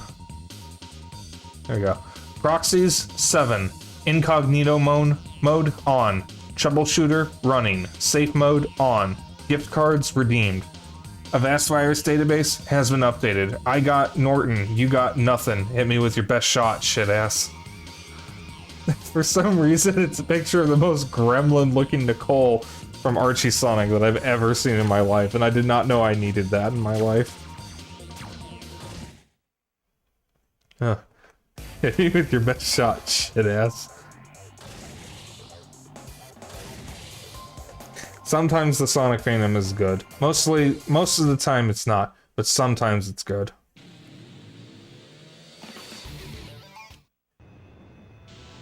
I don't know what it is about Sonic fandom that just conjures up some of the worst fucking fan art I've ever seen in my life. And I don't mean like poorly drawn, I mean like there's an odd amount of mpreg and religious fan art in the Sonic community, like more so than others. So I really gotta ask, what the fuck is wrong with Sonic fans? What makes people come up with that stuff? Now, if you're into mpreg, I'm not like trying to criticize you or anything, it's just that there's an awful lot of it, and it's specifically the Sonic fandom, where it's just so much. I don't think I actually want answers to this question, but I ask it anyways. Inquiring minds want to know. Or maybe they don't, who knows.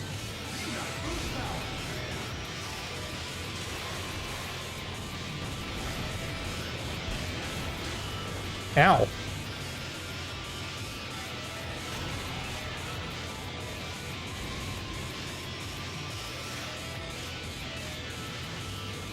Sonic for Fortnite. Well, didn't we get Pac-Man in Fortnite or something? I'm surprised we haven't seen Sonic yet. I mean, I don't want to see it, because I mean, I'm not the biggest fan of Sonic anymore, and I don't even play Fortnite. I became a furry because of Sonic, but I mean, I like the Archie comics still.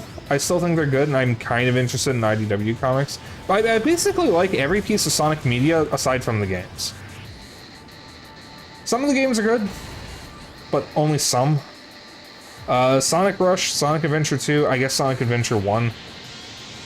The first two advanced games, Mania and CD, and I guess Sonic 3 and Knuckles are really the best ones, and the only ones that actually tell people to play. But really, you can just get away with Sonic Rush, Adventure 2, CD, and Mania. I actually wouldn't really recommend you play the others because most of them aren't very good. I'm kind of nostalgic for them because obviously I grew up playing Sonic, so like part of me wants to like the others. Oh, you didn't actually get across, or we didn't get an actual Pac-Man model. Okay, that probably would have been too horrific. I distinctly remember when Fortnite added Ryu, Chun-Li, and Guile from Street Fighter. There was a video that went viral of a guy being very confused because he didn't know what Street Fighter was. Literally the most recognizable and iconic fighting game in existence next to Mortal Kombat. And he didn't recognize any of the characters. A guy or a child. Based on his voice, he sounded like he was in his late teens or early 20s. So that was not a child. A man-child, maybe, but not a child. It just baffles me how you can play video games and not know what Street Fighter is. Now, he could have been doing a bit, but the person who shared it was not the person who recorded it. Or rather, the person who recorded it was not the person in the video. So I don't know if it was a streamer, or if it was a Let's Player, or what. But maybe it was a bit, I don't know, it's really hard to tell these days.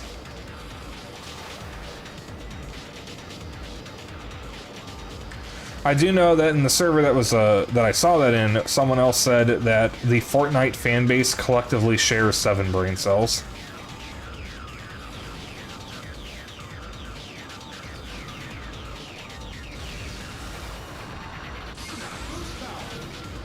Personally, I think it's a little generous. Now again, I'm not going to knock you if you play Fortnite. Like, if you play Fortnite, that's fine.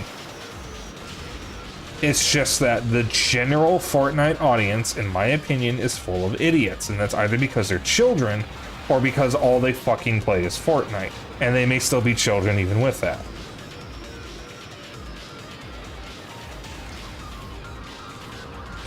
I will admit, Fortnite does actually look a little fun. I have my reasons for never playing it, though, and I'm never going to play it. I will never play it on stream or off stream. And one of my girlfriends, the one who's not in here, the one who's not Sorrow, she plays Fortnite, and I've outright told her that unfortunately I will never play it with her, because I have my reasons for never touching it. The main reason is I can't join her, because the Switch version can only connect to the mobile version and the Switch version, and I can't run it on Linux. And she plays the PC version, I think. Or maybe she plays on PlayStation? I actually don't know. So I could join from PS4. But I play it on occasion. I'm so sorry. Well, like a lame station. Oh, speaking of, I'm actually going to let my PS Plus subscription lapse. I don't think it's worth it anymore. It's not like I play PlayStation games online.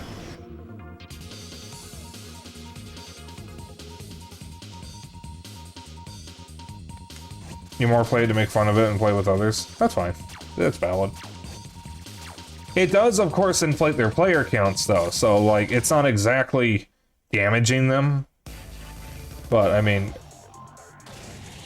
still.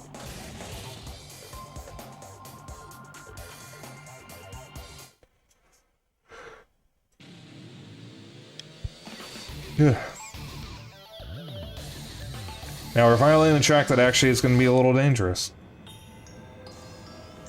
Yeah. I'm impressed that I made it this far without yawning.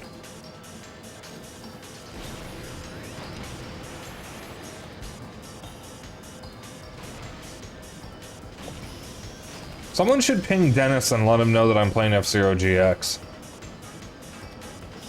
I'm sure he'd love to watch this. I do it myself, but I'm kind of, you know, busy at the moment.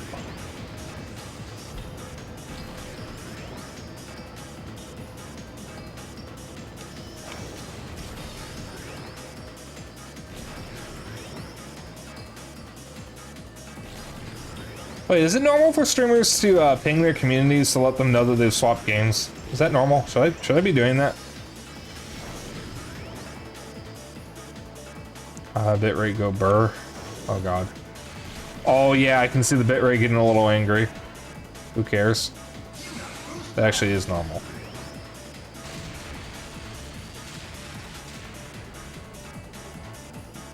Ah, I should have paused. I had a niche.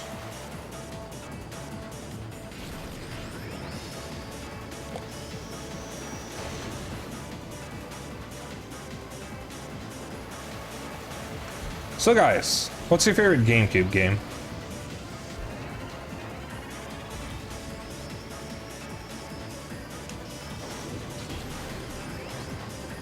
Twilight Princess? I should have known. Thousand Year Door for me. Paper Mario Thousand Year Door. Fuck is a GameCube? It's a nut you can play with outside. Wait, no, that's the PSP. What the fuck was that commercial anyways?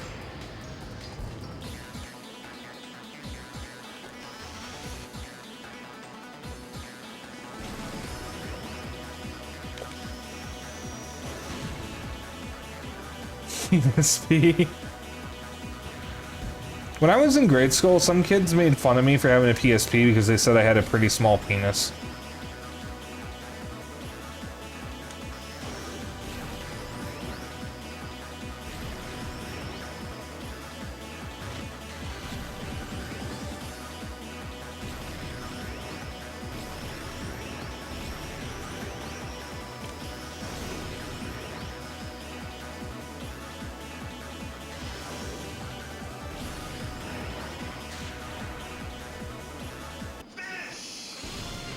You're a nut I can play with outside. That is true. What are we if not nuts that people can play with? They were never heard from again. Thank God for that. Wow, game sure is easy when you play on the easiest difficulty.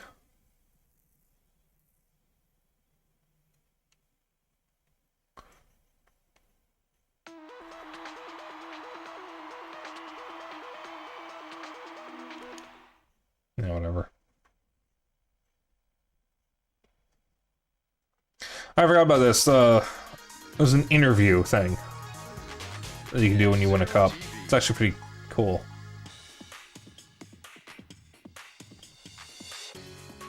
From the special F-Zero GP venue, we're broadcasting an interview with the Grand Prix champion. Okay then, I'd like to ask you something.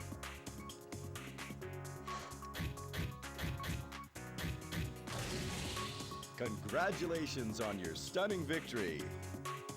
I won! I won! Thank you for the interview. Riveting. That's it, everyone. We'll see you at the next Grand Prix. By the way, that announcer is seen in art for the first F-Zero. It was repurposed for F-Zero 99.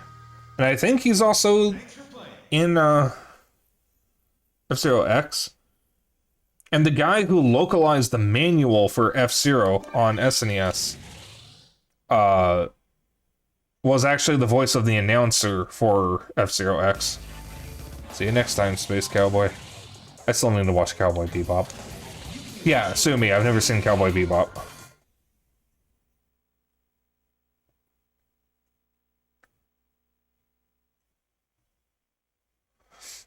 I really should watch it.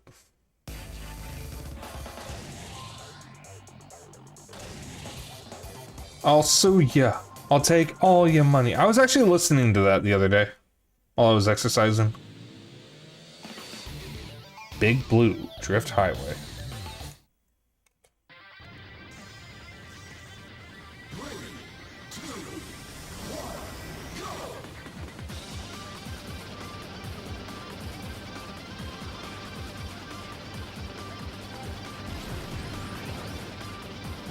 So there is a song on this soundtrack called Shotgun Kiss, which I am very surprised they were able to get away with it with a name like that. Because I probably shouldn't say exactly what it is on stream other than it's how Kurt Cobain went out. So if you know, you know. But that is the name of one of the songs. I don't know what the song is, how it goes off the top of my head though. But that song also made it into Smash and it retained the name, and I'm just like shocked they would even let that happen. Excuse me.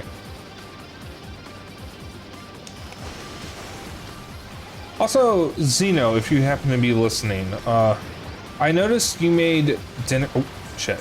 You made dinner with what I'm assuming is some of the chicken and a rice dish. Can I get into it because I am hungry? Looks like there's like one half a serving left.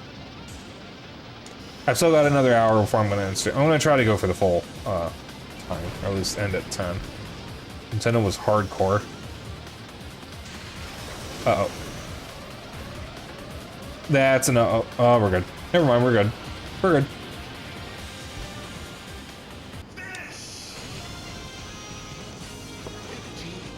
Well, they have put out like 3 M-rated games.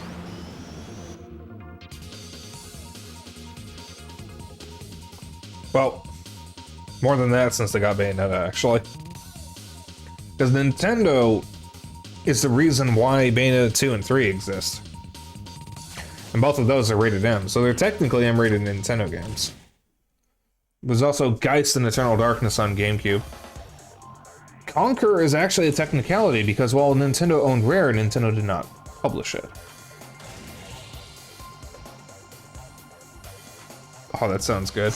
Yeah, something smelled amazing when I was walking past the kitchen, so I just figured I'd ask now. Hey, look, it's Rob. Also, for those who have played Smash Brawl 4 or Ultimate, you might recognize this stage. Because this is Port Town Aerodive. In Smash Melee, there is an F-Zero stage called Mute City, which is literally a one-to-one recreation of the track from F-Zero X. Likewise, in Brawl and then Smash 4 and Ultimate, they took this track and recreated it one-to-one in Smash. Nintendo did not publish No More Heroes, hon. That was marvelous.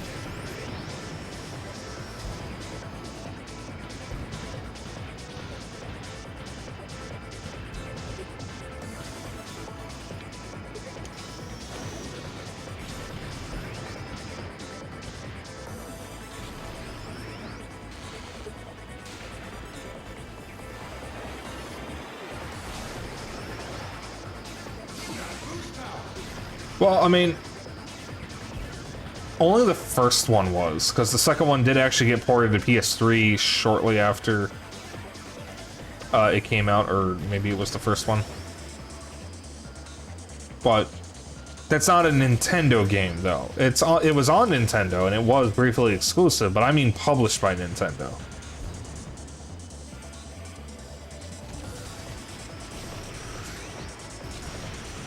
I don't remember if Astral Chain is rated M, but that is a published, or a Nintendo published game. It's another Platinum game. And that was rated M, I think. It may have actually been rated teen. I think that's it as far as M-rated Nintendo games go.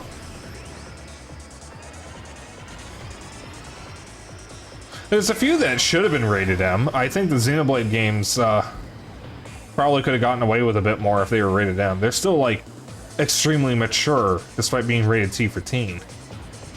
Like, in fact, I actually think they handle mature themes better than, other games. Yeah, I gotta pause to catch up. John beating SpongeBob? Yeah, I beat SpongeBob.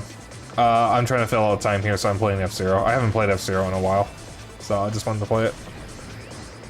Eternal Darkness is in? Yes, and I did actually mention that already. That was published by Nintendo, and they still have been renewing the copyright, but they refuse to do anything with it, which is unfortunate because everyone wants it to come back. It's such a good fucking game. God, and I played it last November. Oh, shit. November. Xenoblade 3 should have been rated M. There's an on-screen suicide in it. So, yeah, it should have been. It's an on-screen suicide from the point of view of the person doing it.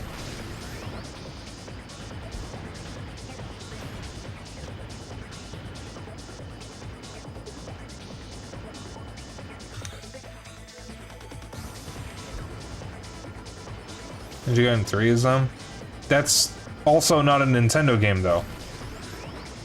That's a Tecmo game. I don't think Nintendo published that. And even if they did, it came out on other consoles very shortly after the Wii U version.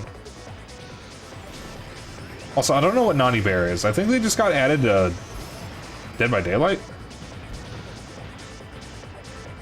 Wait, did Nintendo publish Ninja Gaiden 3? I know it was a Wii U exclusive, but I don't know if they published it.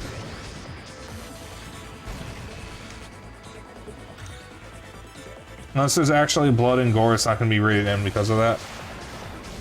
Well, I'm not saying that because of that it should have been rated M. I'm saying that that's something that's included in it, and they could have gotten away with a lot more if it was rated M.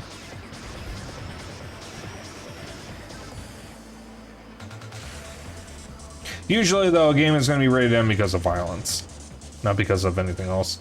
Sometimes it'll be rated M because of sex, but usually sex and violence go hand in hand in mainstream media because that's just how we are as a society. You can't if it's gotta be bloody and gory, you also gotta have a little TNA, I guess. If it's just got TNA, then it's porn or something. FES Black is rated M because they say fuck. That's actually funny.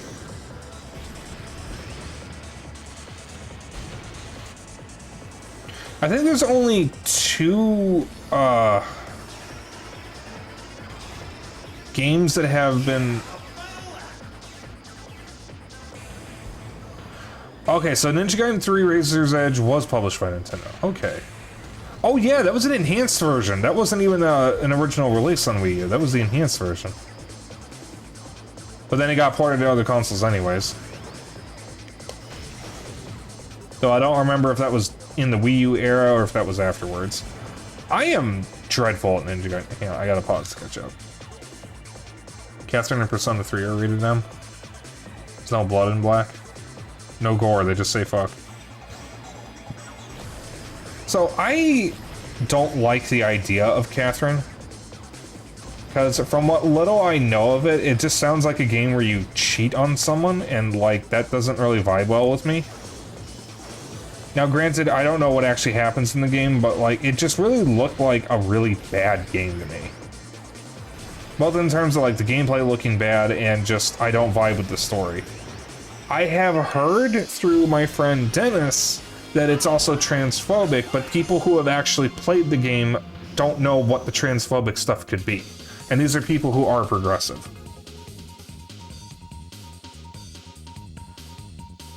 And I'm not like trying to discredit Dennis or anything, but he does have a tendency to misunderstand stuff, and things in Japanese games do tend to be taken out of context. But supposedly in Catherine there is a moment where they do a trans panic joke.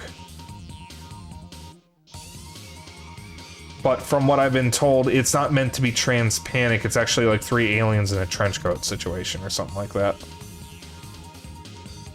But I don't know, because I've never played it and I'm never going to. I know the spot is an extreme. Yeah, like, I have been told different things by different people where someone played the game and said it's not transphobic, and someone who didn't play the game said it was. So, I don't know for sure. I will never play Catherine, because it does not look like a game I would enjoy. It doesn't look like a game I would even feel good about playing. It doesn't just vibe with me. Yeah, see, hon, and that's something that doesn't interest me at all, because I find that to be incredibly pathetic and lame.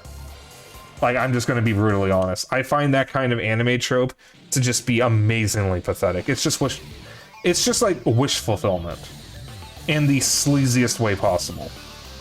To me, at least. Because it's never really done right in a way that would actually be engaging. It's just that we know our audience as losers, and we're going to try to appeal to these specific people. Now, maybe there are some that are done well, but, like, I haven't seen any. And I'm not trying to, like, call anyone who likes that a loser. I'm just saying that, let's be real here, a lot of anime is aimed at people who are losers. Whether or not it's good, it's dependent on the anime.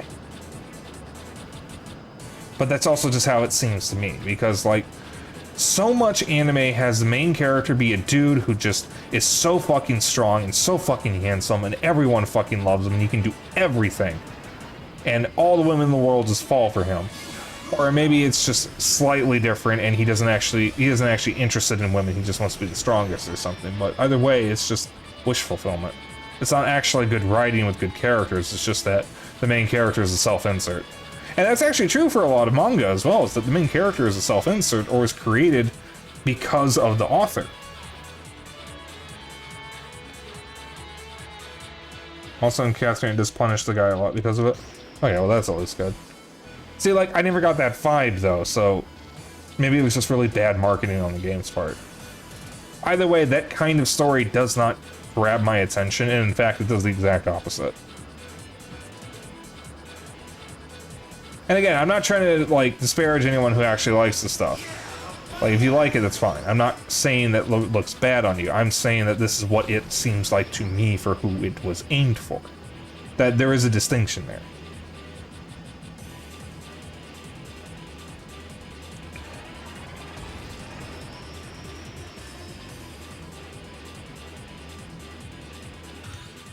Let's say not glorifying it. In fact, they really show he is a loser and all this bad stuff is happening because of what he done. Okay. So maybe I was a little too harsh on the game. But like, it really felt like the marketing doesn't actually make that obvious.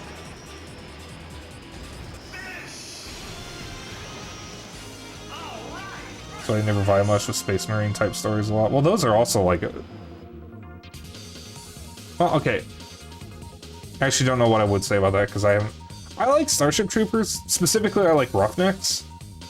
And that was well done. It's actually aged remarkably well, too. Good luck getting that on home video. I don't even think I think those went out of print really quickly. We have the whole series, and I'm very fond of that fact. I think I just heard Xeno, yeah, Starship Troopers the movie is a satire. And yeah, I think a lot of people kind of miss the point of it, because it's very clearly satirizing the US military complex.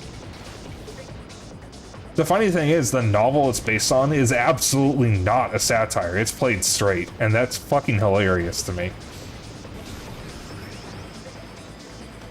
Remember, do your national duty and fuck military spouses.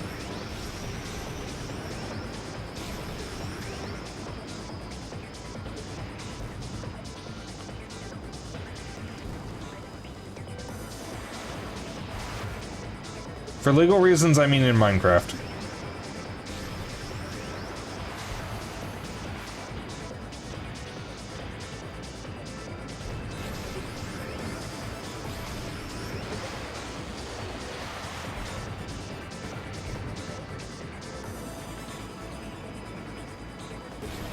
Ow.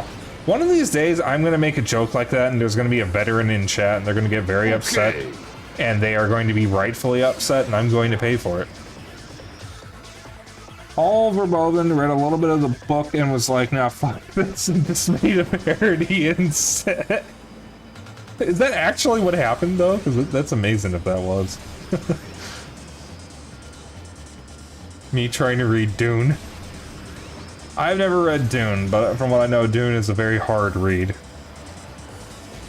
To the point that there's, oh shit, that there's an Onion article with the headline, 5th attempt at reading Doom going smooth. I mean Dune, god damn it, I said Doom, fuck. Keep doing that.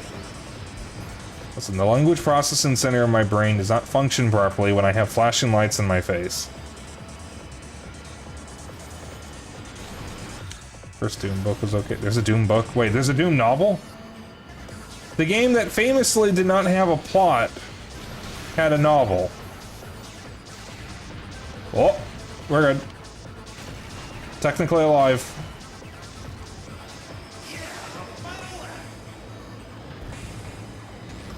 So it was John Carmack, I think, who said that video games are like porn. You know there's a plot, but it's not important. There's at least 5, but there are 4 based on the original games. Interesting. How recent are they? Also, video game novelizations are a really weird anomaly to me. I know the Halo books are supposed to be pretty good, and I think the Myst books are supposed to be pretty interesting. But, like, it's just wild to me that a medium that was not taken seriously as a medium for a while has actual novelizations, especially in an era where those started to fall out of favor. Sounds like Dark Souls. Did you just, it's just like Dark Souls in my goddamn Twitch chat.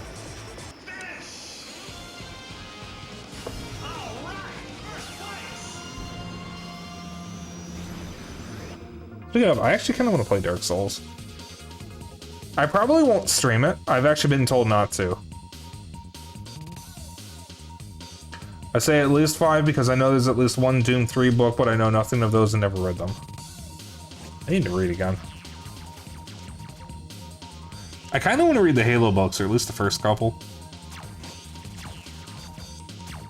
And I know there's books based on Myst. Alright, should be fun. I just look up a guide and follow that. Well, that's the thing. I mean, I was doing fine Lunacid without any help, so maybe I can play without help. But, like, I don't know if I want to stream it because of stream sniping. It's really the stream sniping that I'm worried about, but I have been told that I can just play the game in offline mode. Because when I'm playing a single-player game, I expect to be playing by myself. I don't want people invading my game, because I don't think that's fun. I think it's actually very stupid. And that's kind of the whole thing about Dark Souls, is that you can get invaded. But I don't want that. Because I just want to play by myself. I don't want some shit ass coming in to mess up my day. Uh-oh. Well. My offline stay hollow. Wait, are you only invaded when you're human?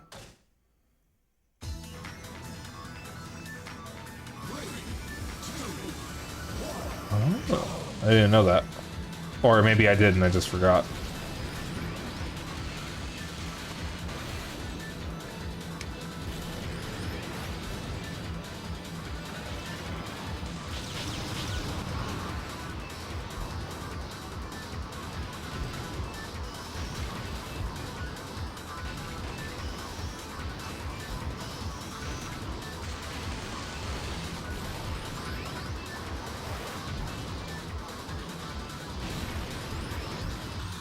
Nobody plays Dark Souls 1 online anyway.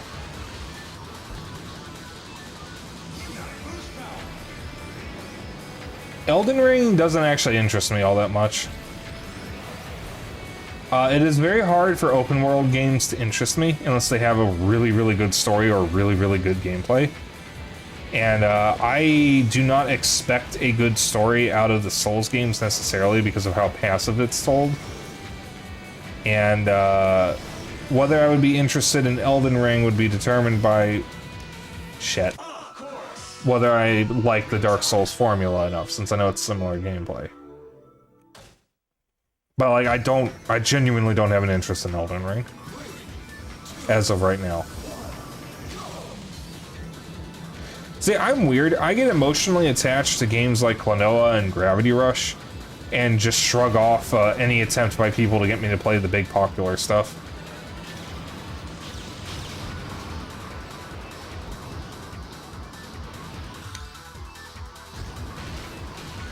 I mean, it may be one of the best open worlds. That doesn't really mean I'm going to be interested in it. That's the thing. But I'm also exhausted by open world games because everything is open world. So, like, I'm just tired of them. Because I see an open world game now, and I just get tired looking at it.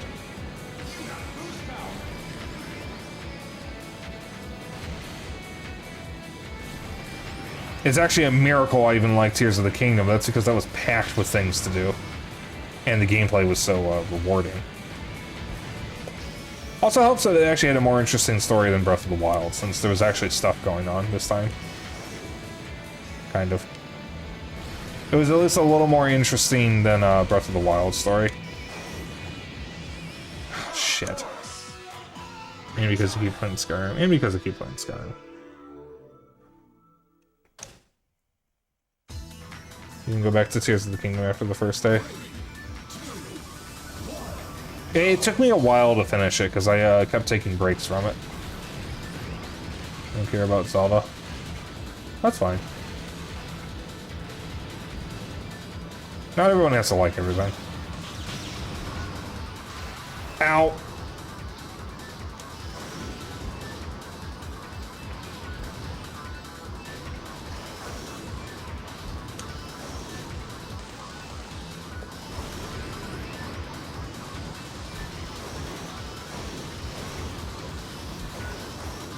That was close.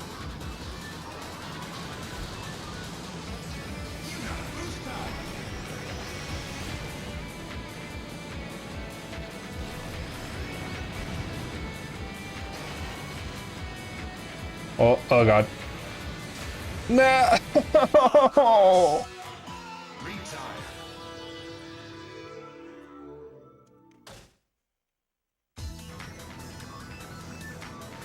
I don't think Zelda is overrated necessarily.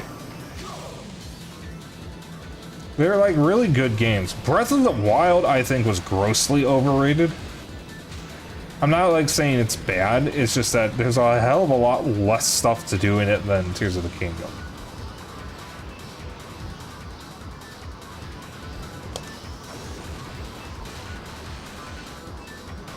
But Zelda as a series is a really good series. But then again, something can be overrated and still be good. Like, just because something... Oh, fuck. Just because something is overrated doesn't mean it's bad, and just because something is underrated doesn't... Well, okay, no, if something is underrated, it's probably good.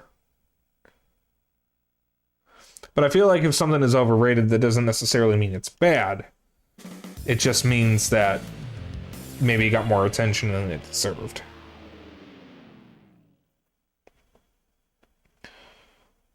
Also, the only Nintendo games I grew up with were Pokemon. Yeah, I grew up with Mario, Zelda, Pokemon, Kirby, Star Fox. A lot of those. Pikmin. Mario Kart, Mario Party, Mario Sports. There's a lot of Mario. Paper Mario. Mario and Luigi. Nintendogs later on. Yeah, I feel like COD is probably the more extreme end of overrated because COD games are insanely popular, but most people agree the franchise is pretty much downhill. I only said pretty much there because I read you saying it. God damn it. Like, I am impressed that COD still sells well because the general consensus is it's been going downhill for years. There was a dude on Twitter who actually told me that my opinion isn't worth listening to because I said COD is bad. And that I'm in the niche group that thinks COD is bad. And I was like, that is not a niche opinion. Yeah, I plagiarized you. What are you gonna do about it? Huh?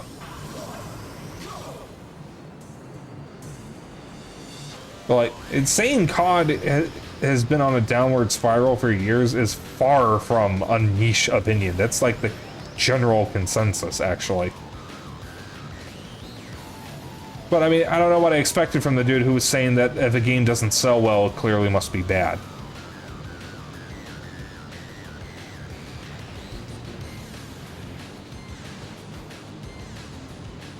The point is, don't talk to the general gaming public. They're fucking idiots.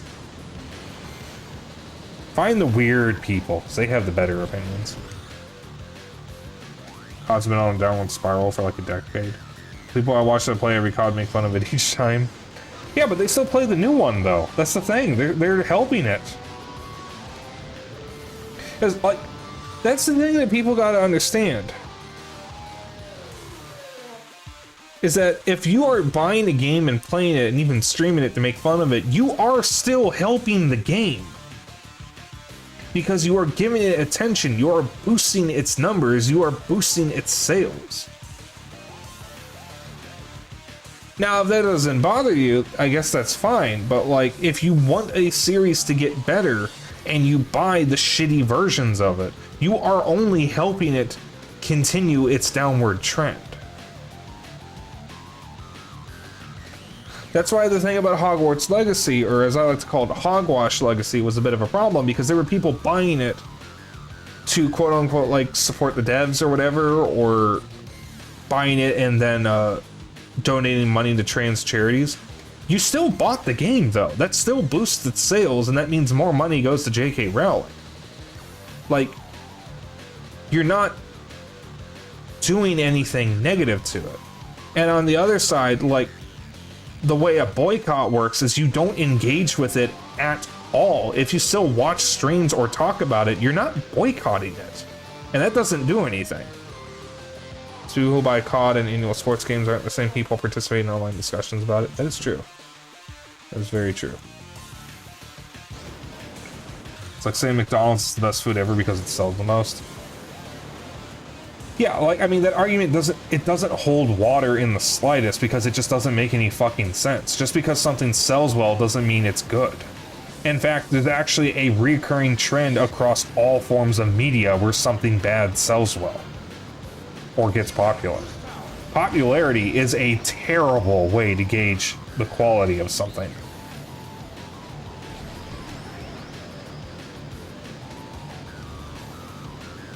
Especially because popularity is a side effect of people going, what is this? I want to see what it is. That doesn't mean they liked it. That means they wanted to know what it was.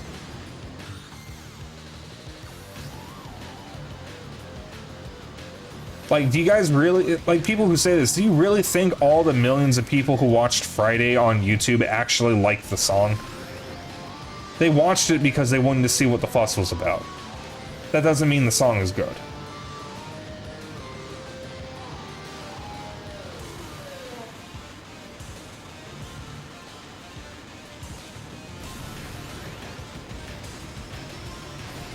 Okay, but is it good? It is good, bitch. No, it's not. Friday is not good. I hear actually Rebecca Black has continued being a musician. She's actually gotten a lot better since then. Like, significantly. And more power to her. That is an embarrassing song to have on your record. But she was kind of forced into it from what I know. She didn't write it, that's for sure. Oh god, no, no, Belle, stop, stop. I actually wrote a parody of Friday that probably hasn't aged too well. Called Monday. It's not about Garfield, I promise.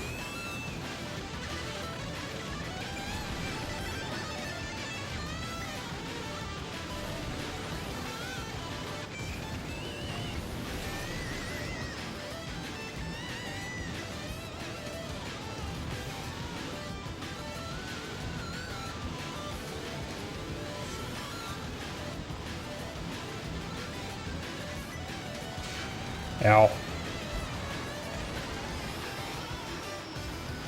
A. Oh, shut up. No, I didn't mean the movie Friday. What movie Friday? Is the movie called Friday? No, I meant the song. Rebecca Black was a singer. Is a singer. She still does music. Oh, you can actually see the driver in the machines. I didn't know that. Or at least here you can.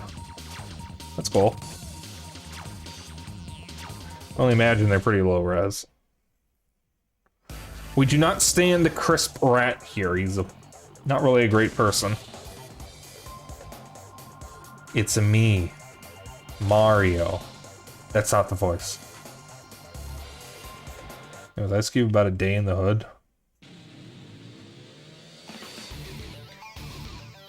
I think I have a song by Ice Cube. There's one rapper named Ice Cube and there's another one named Ice-T, and I get them mixed up all the time because they have very similar names. And I don't know their faces too well. Ice Cube did Good Day, right? The one that goes, we're about to have a good day and ain't nobody gonna die today. That was Ice Cube? I don't think it was Ice-T. I don't think I've ever listened to an Ice-T song.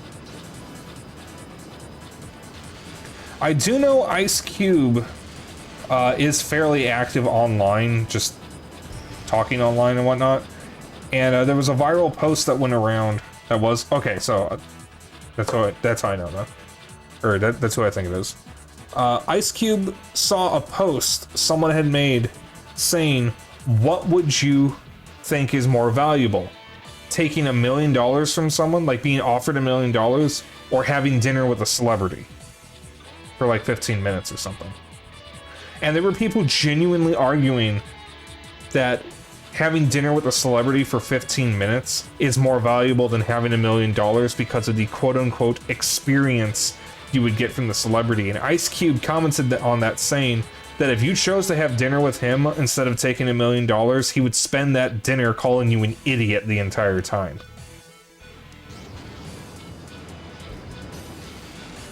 Like, I would love to have dinner with Weird Al Yankovic.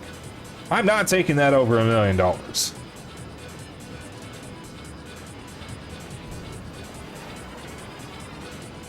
I mean, I don't even know if I would want to have dinner with Weird Al, for all things considered. I love the man, but like, I don't know him. I wouldn't call him a friend.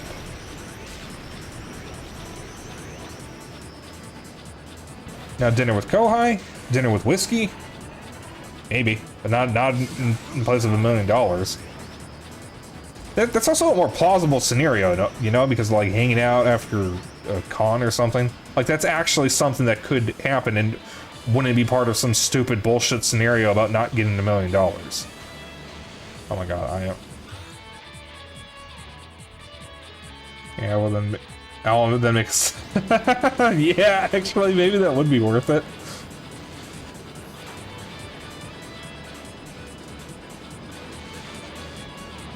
And to be clear, I don't mean the dinner as a date kind of thing. I mean as a, like, professional friends kind of thing or whatever.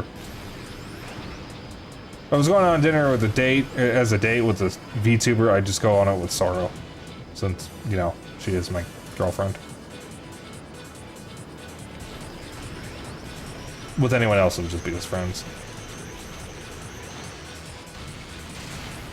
Because listen, I want my friends to try Chicago food because I happen to like the food here, and I want other people to experience the cuisine of my city. Would I fight you for $1 million? Do I have to win? Do I have to win to get the $1 million, or do I just have to agree to fight you and let you beat me? So, okay. Yeah, I have to win. No, because I'd lose. I don't even know how to fucking throw a punch.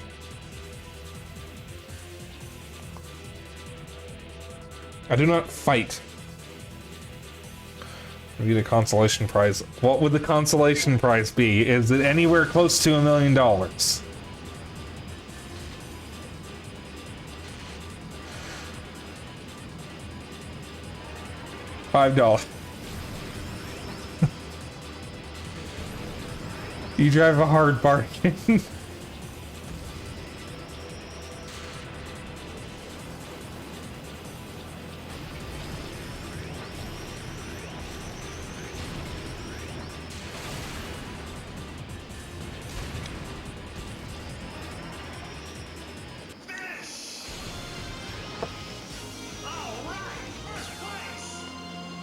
I would say it was hard. It was actually pretty hard.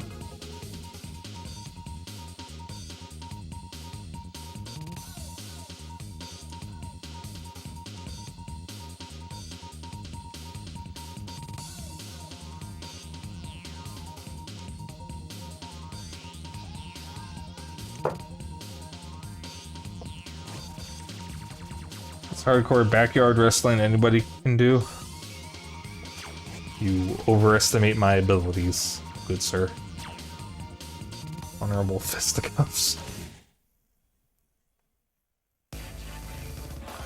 Also, I know who we're raiding after stream. We're gonna raid Kohai because he's streaming Lethal Company and I can't get enough of that damn game. It'll be a while before I can stream it.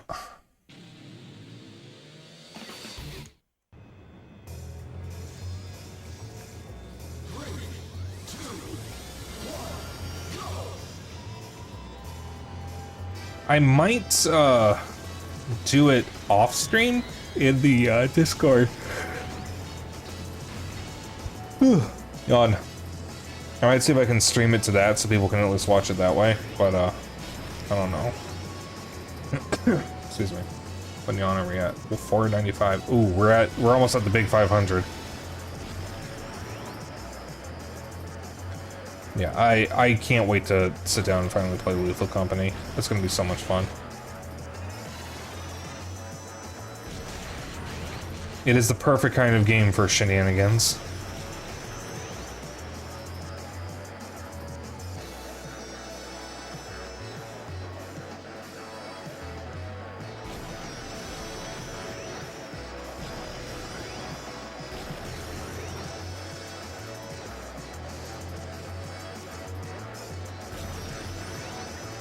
Lethal Company does have a 20-person mod, which you've been on. Oh. Yeah, I don't know if I'd do that necessarily. I don't even think I know 20 people who could join.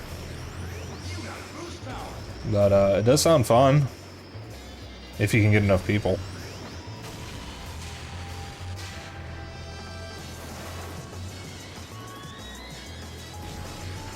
I'm impressed at the speed these mods are being made at.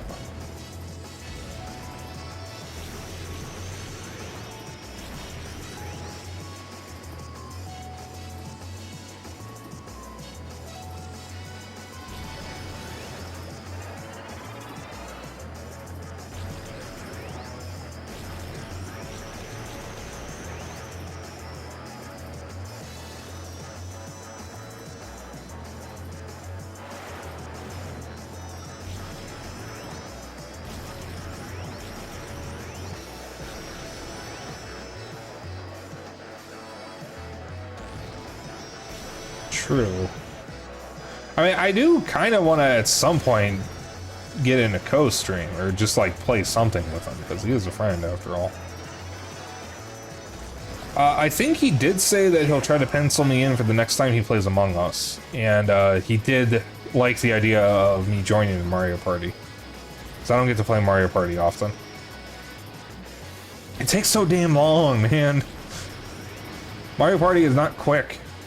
And when it is quick, it's not fun.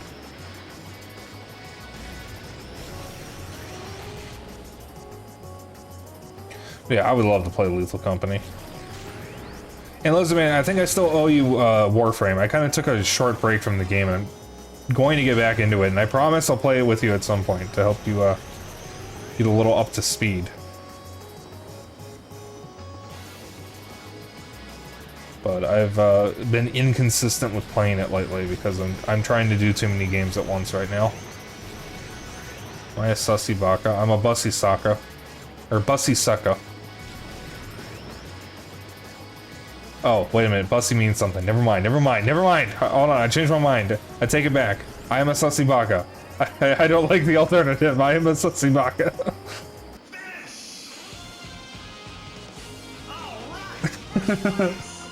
I forgot bussy means something. Because of a lot of games. Yeah, that's fair. That's basically me right now, actually. I've been playing Monster Hunter. And playing Skyrim, Dredge, Pizza Tower, Pikmin 2. God knows what else. Oh, actually, speaking of, something really insane happened. I have been off my ADHD meds since the beginning of October. We have been unable to actually get me more of them. But the weird thing is, I don't think I need them anymore. I've actually been managing fine without them.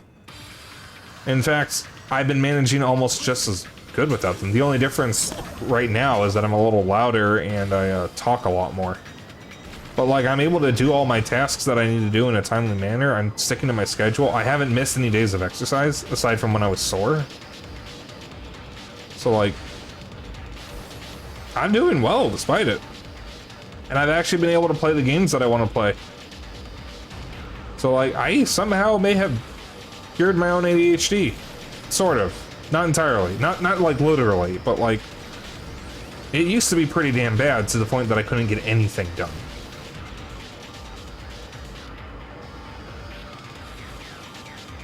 But like, I've been doing, shit. I don't know, shit's whack, yo. You know?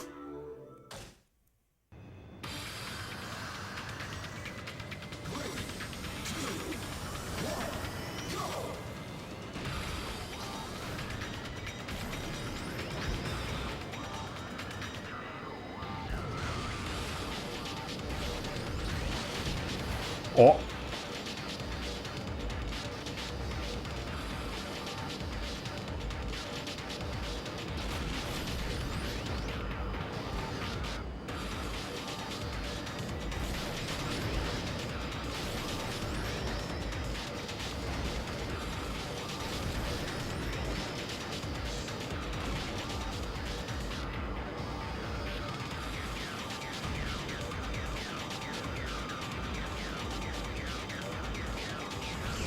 One of the instruments or sounds used in this song makes me think of the music from Robotron 64, which I think is also called Robotron X. God, I haven't thought about that in... Fuck, when was the last time I even played that? Jesus. I just unlocked some memories, what the fuck? I haven't thought about that game in 20 fucking years. Holy shit. I actually kind of forgot it existed. I should stream that sometime.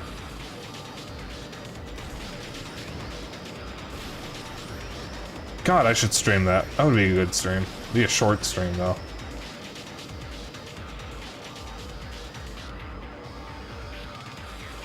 I think my dad bought that. Because there was a brief period where my dad actually played console games. Then he kind of just stayed to PCs and then just kind of stopped playing altogether. Oh, I'm good.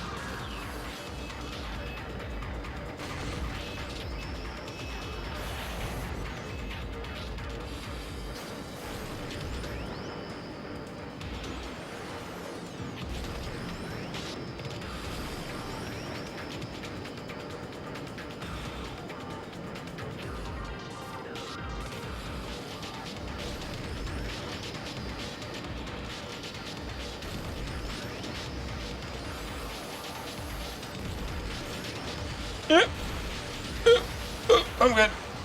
We're good.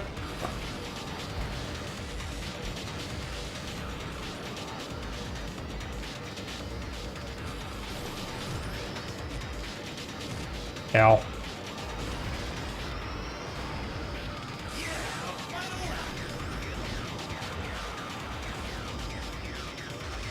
How are we on time? I think I have enough time to do the last cup, if I can actually finish it. And then I'll probably end there. So, we finished Mario Wonder and we finished SpongeBob, so you guys know what that means. Next week, Monday, Dennis and I will be playing Resident Evil 5 together, and then after that we'll do Resident Evil 6. And next Tuesday, I start Mario RPG. It may be a bad idea to do 2 RPGs in the same week, but I think I can handle it. They're not like too involved anyways. And I have played Mario RPG before. This won't be a shit. We were so close. This won't be a completely like blind playthrough because I played through almost all of the original last year, but I didn't finish it because I got stuck on the Smithy fight, the final boss. I've yet to actually finish it. I either need to grind or I need to go back and get better items.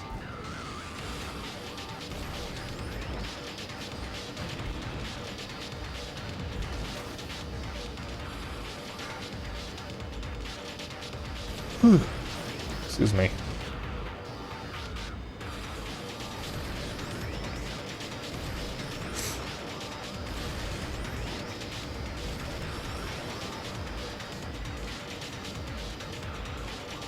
I've heard very good things about the Mario RPG remake, and it looks really good.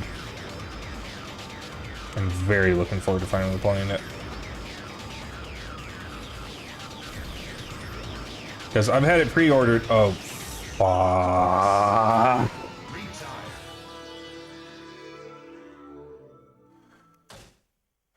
You know, I might actually just end after this cup, even if I fail here. Because I don't think I'm going to beat the first track of the...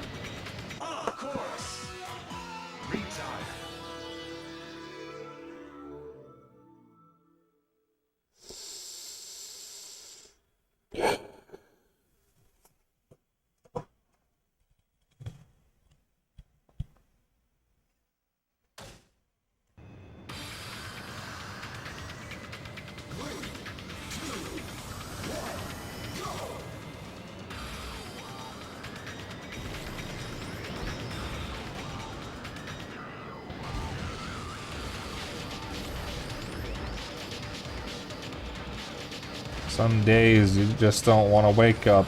Everything is fucked. Everybody sucks. Don't really know why, but I want to justify ripping someone's head off.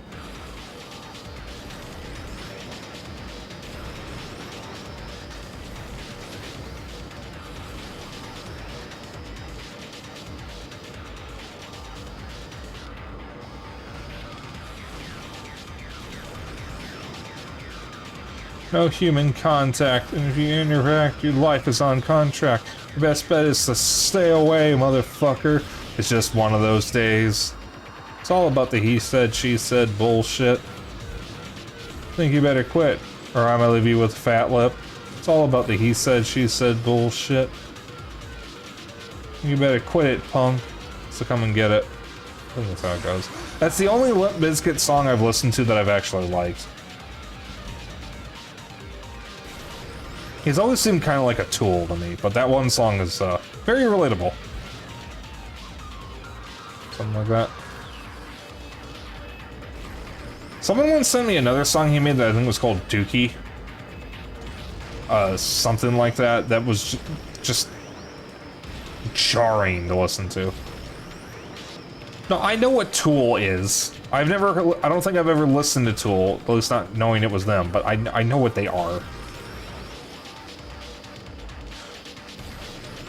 Nuki, yeah, that's it. That's the one. It's Nuki.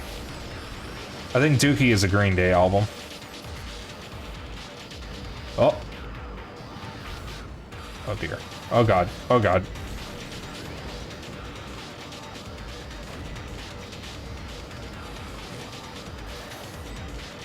I could have done this the whole time.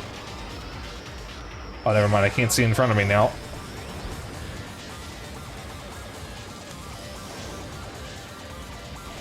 Does Green Day still make music? Are they still together as a band? Why? Oh. Oh. Humble.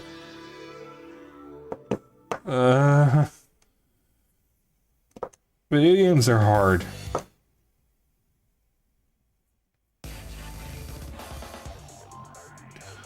$12 minutes? Yeah, that's not enough time for a full Grand Prix. These things take like 20 minutes. I might as well just end here, I think. They're still together? Okay. I haven't listened to Green Day in a while. I mean, I have some of their old albums, but they used to belong to my sister, so I kind of just mooshed off of her music library for a while.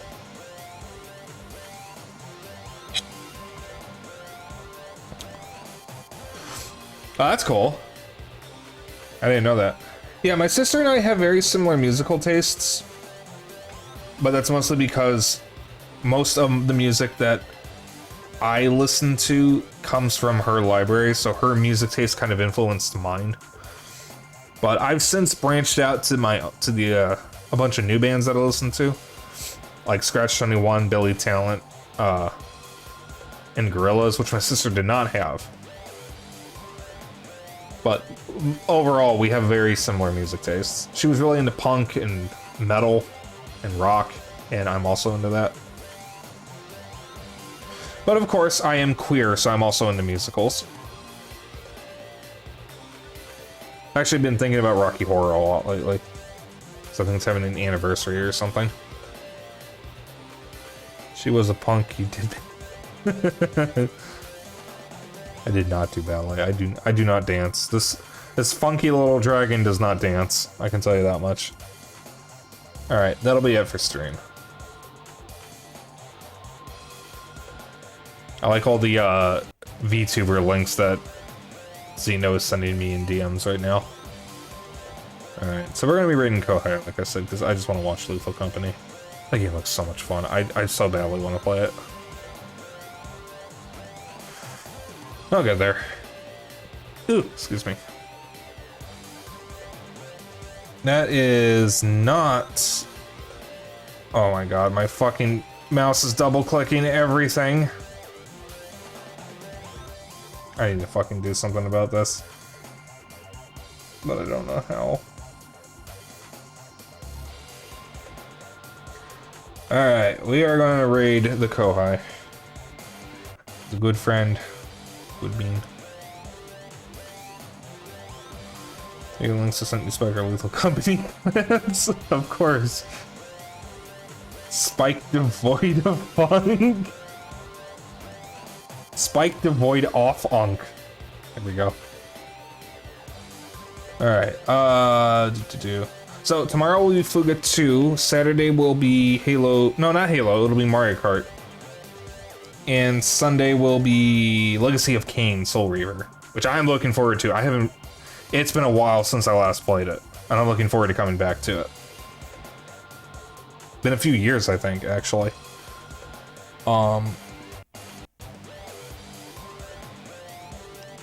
I will see you all tomorrow, but before I go, if you want to hang out after stream, I have a Discord.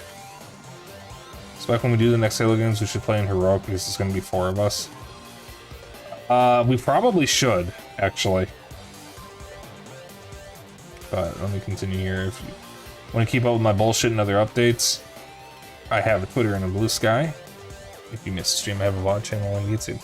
Yeah, we'll talk about Halo off stream once we get closer to playing that, because we still got to do the test to make sure we can all connect to each other and make sure that Dennis actually doesn't need to do anything, or maybe he does. I think he does. Thank you for the pipe and our raid message. Yeah, you know the deal.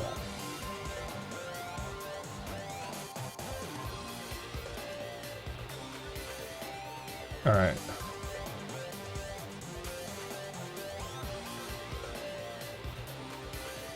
Okay, so that is our raid message. Dapper Dragon Raid, you know the drill. You can use whatever emotes you want. Doesn't matter to me, as long as it's a copy of the raid message. We will be raiding Kohai. And I will see you all tomorrow. So, good evening and good night.